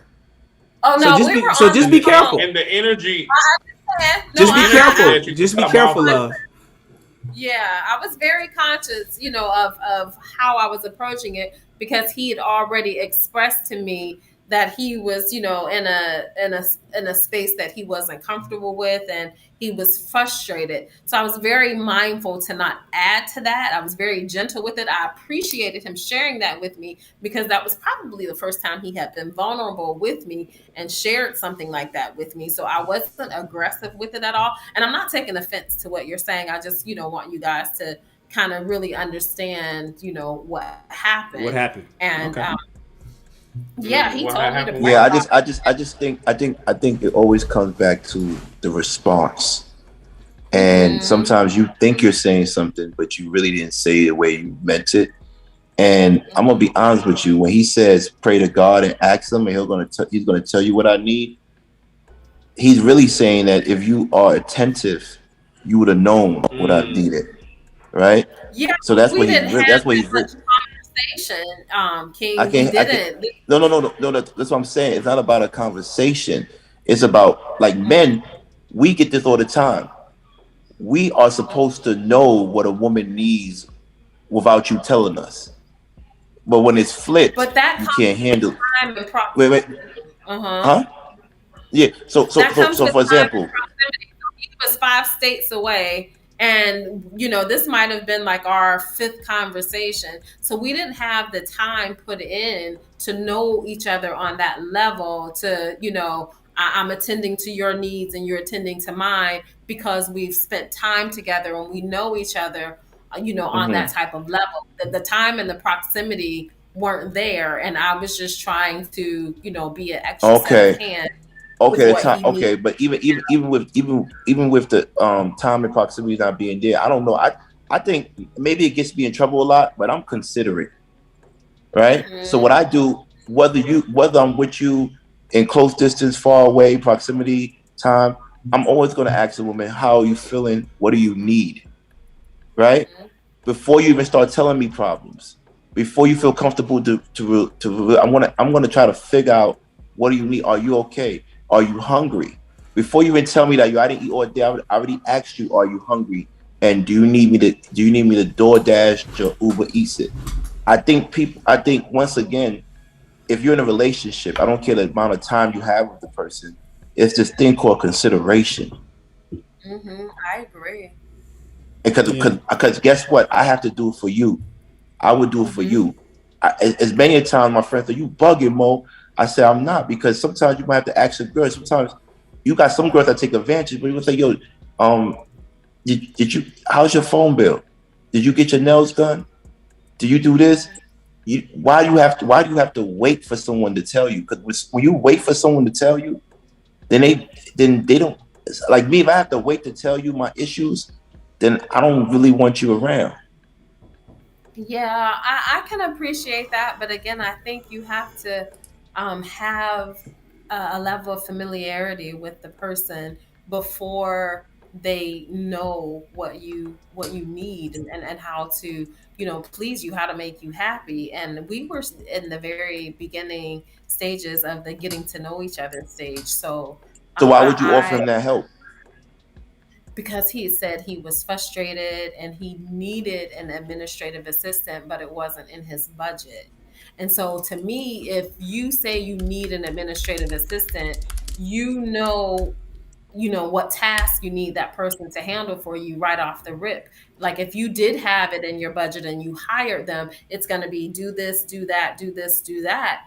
And so I wanted to know what the this, that was so that I could do that for him. So him telling me to pray to God about it when you have an idea already of what you need in an admin assistant or executive assistant, it was just kind of convoluted, and it was the long way from No, A to listen. B. The reality is, Coco. I mean, again, I said that, but you don't give. I don't think that you did it wrong. You don't give me the energy that you did it wrong. I think the nigga was tripping, but I just wanted you to know that sometimes women can come off in a manner that is not conducive of the softer side that men are looking for. But I think that you did it. I actually think you probably, if I had to guess, I'd bet on you as opposed to betting on him. I think he was probably just tripping. With that said, Coco, Aisha, I'm gonna use your, like I said, I'm gonna use your real name. Thank you so much for being one of our fan favorites and coming to the stage and not being only in the comments, but being part of our live show. We here, gentlemen, appreciate you for being a part of the Ask a Black Man Anything show, and thank you for coming up tonight. With that being said, man, gentlemen, as always, it's been a plum-pleasing pleasure to share the stage with you, generals and kings. It is probably it was another great night. So, man, Shan, let's go ahead and do our outro, sir, and then we can take us out of here with the music so the feds can stop watching. Hey, everybody, my name is Shannon Ross. Please subscribe to the Ask a Black Man Anything YouTube channel. Please subscribe to Shannon Raw's channel on YouTube. I go live every day. And if you're ever in LA, hit me up. Let's go do lunch. I like to meet new people, meet friends, make business connections, whatever you do. Especially if you're an entrepreneur, let's make some money together. Shaheed.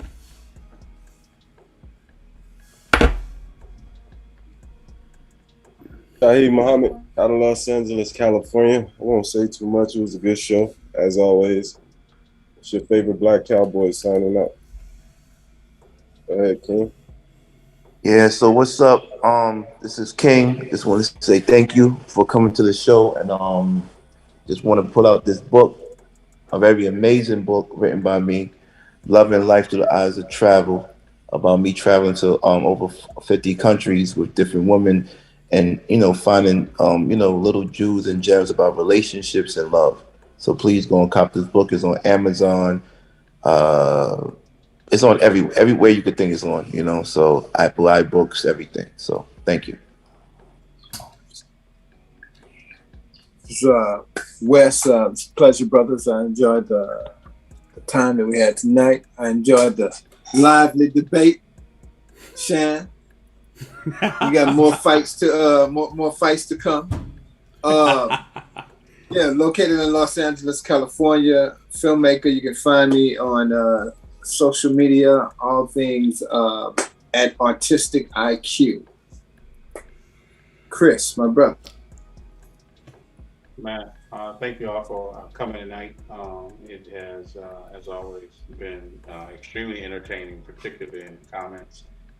Whether I'm watching or not, every time I happen to pop my eye over to that screen, it's been extremely entertaining. I might have to get a bigger screen so I can, share everything. But Chris Davis in Atlanta, Georgia, by way of Buffalo, New York, CEO of Pink Sip LLC, and the proud author of this amazing book, The Edge of Greatness. You can click the link in my Instagram bio. It's the real _ Chris Davis on Instagram. You can purchase the book from there, or you can go to Amazon and look up The Edge of Greatness under my name, Chris Davis. Man, again, thank you all for coming tonight. Thank you all for tuning into the show. Make sure you tell a friend to tell a friend. Share this broadcast because you got some great stuff with your friends. Make sure you share it on your Instagram, your YouTube, your Facebook pages if you have one. Man, love to see you all next week. We'll be back. Peace and love. Shan, check us out.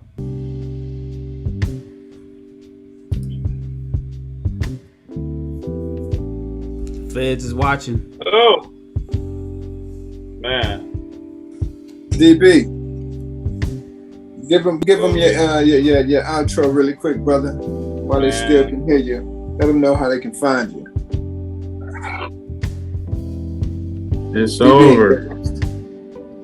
DB on some other shit right now. Facts.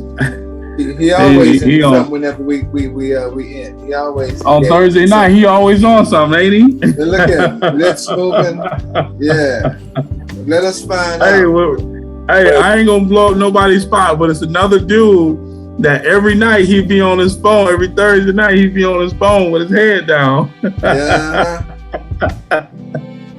He be setting it up. Young dude too. Young dude. That's Monday through Saturday. Say what? 10 days a week for me. Hey. I know why. You know what I realized? I logged in the YouTube to look at the chat at the end. I did it in the middle too, because I had even responded to something that somebody said. I see why y'all niggas be in chat, because them women is fine.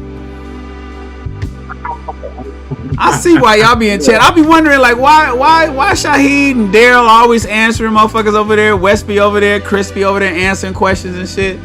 But I couldn't see the little pics. Now I went and looked at the pics. I forgot I could turn that on. I turn on the pics. I'm like, oh, I see why. All I'm saying is I gotta call me text. That's all I'm saying. I see why y'all over in the chat. I'm looking at the women over there. I see why y'all in the chat. Okay. So but no, look. I got a number that said, look, call me. Oh shit. Oh shit. I'm gonna put y'all on game come on this weekend. You feel me? Let me give y'all the cheat code. So you take the iPad, right? And then you take a look at this, Shan, and then you screenshot that, right? and then blow it you up. zoom in. Then you zoom into the beautiful places. Okay. Wait. I see when I'm live, I tend to stay away from the chats. You know, it's just like, you know, I don't even want to get involved in it. You know, see who's saying. I see the names. You know, but I didn't know that the women was that fine. They cute. I mean, you know what? But it also could be some catfishing and shit, because they probably got the best damn photo up there in the world. And you see them in person, they look like Freddie Jackson instead of Janet Jackson. But I see. But the point is, I see why y'all niggas is over there. I only been in the chat a little bit. You feel me? You know. I'm trying to be like Jamal and get flued out. Where was Jamal tonight? Jamal didn't pull up. Steve didn't pull up. Trill didn't pull up. Out with the crew. And you know, I haven't seen. We got to talk about what's going on with Pastor, Cliff. With the pastor. Yeah, with Cliff. I texted him. He was out of town for like 2 Thursdays in a row. He went to Hawaii for like 2 Thursdays. Wait. Y'all look at DB. Yeah, that's what I was about to say. That boy full bag mode. DB setting it up. The thing is, you ain't gotta go over there. You can come to me. I ain't gotta come to you. You come to me. You put it down right here. You understand? Listen. Now I told you the last time. No. Listen. I wasn't really hitting her. She just came through, and we had dinner because that's my homegirl. So I had to, like, you know what I mean? I've been knowing her for years. Okay, no, you know, they can hear us, but they can't see. They can't see. He mad. He like, well, listen. I done already told you once. If you mad about that, what you want me to do? DB set it up, and I sent the Uber, but y'all canceled the Uber. Anyways, y'all. See y'all next week.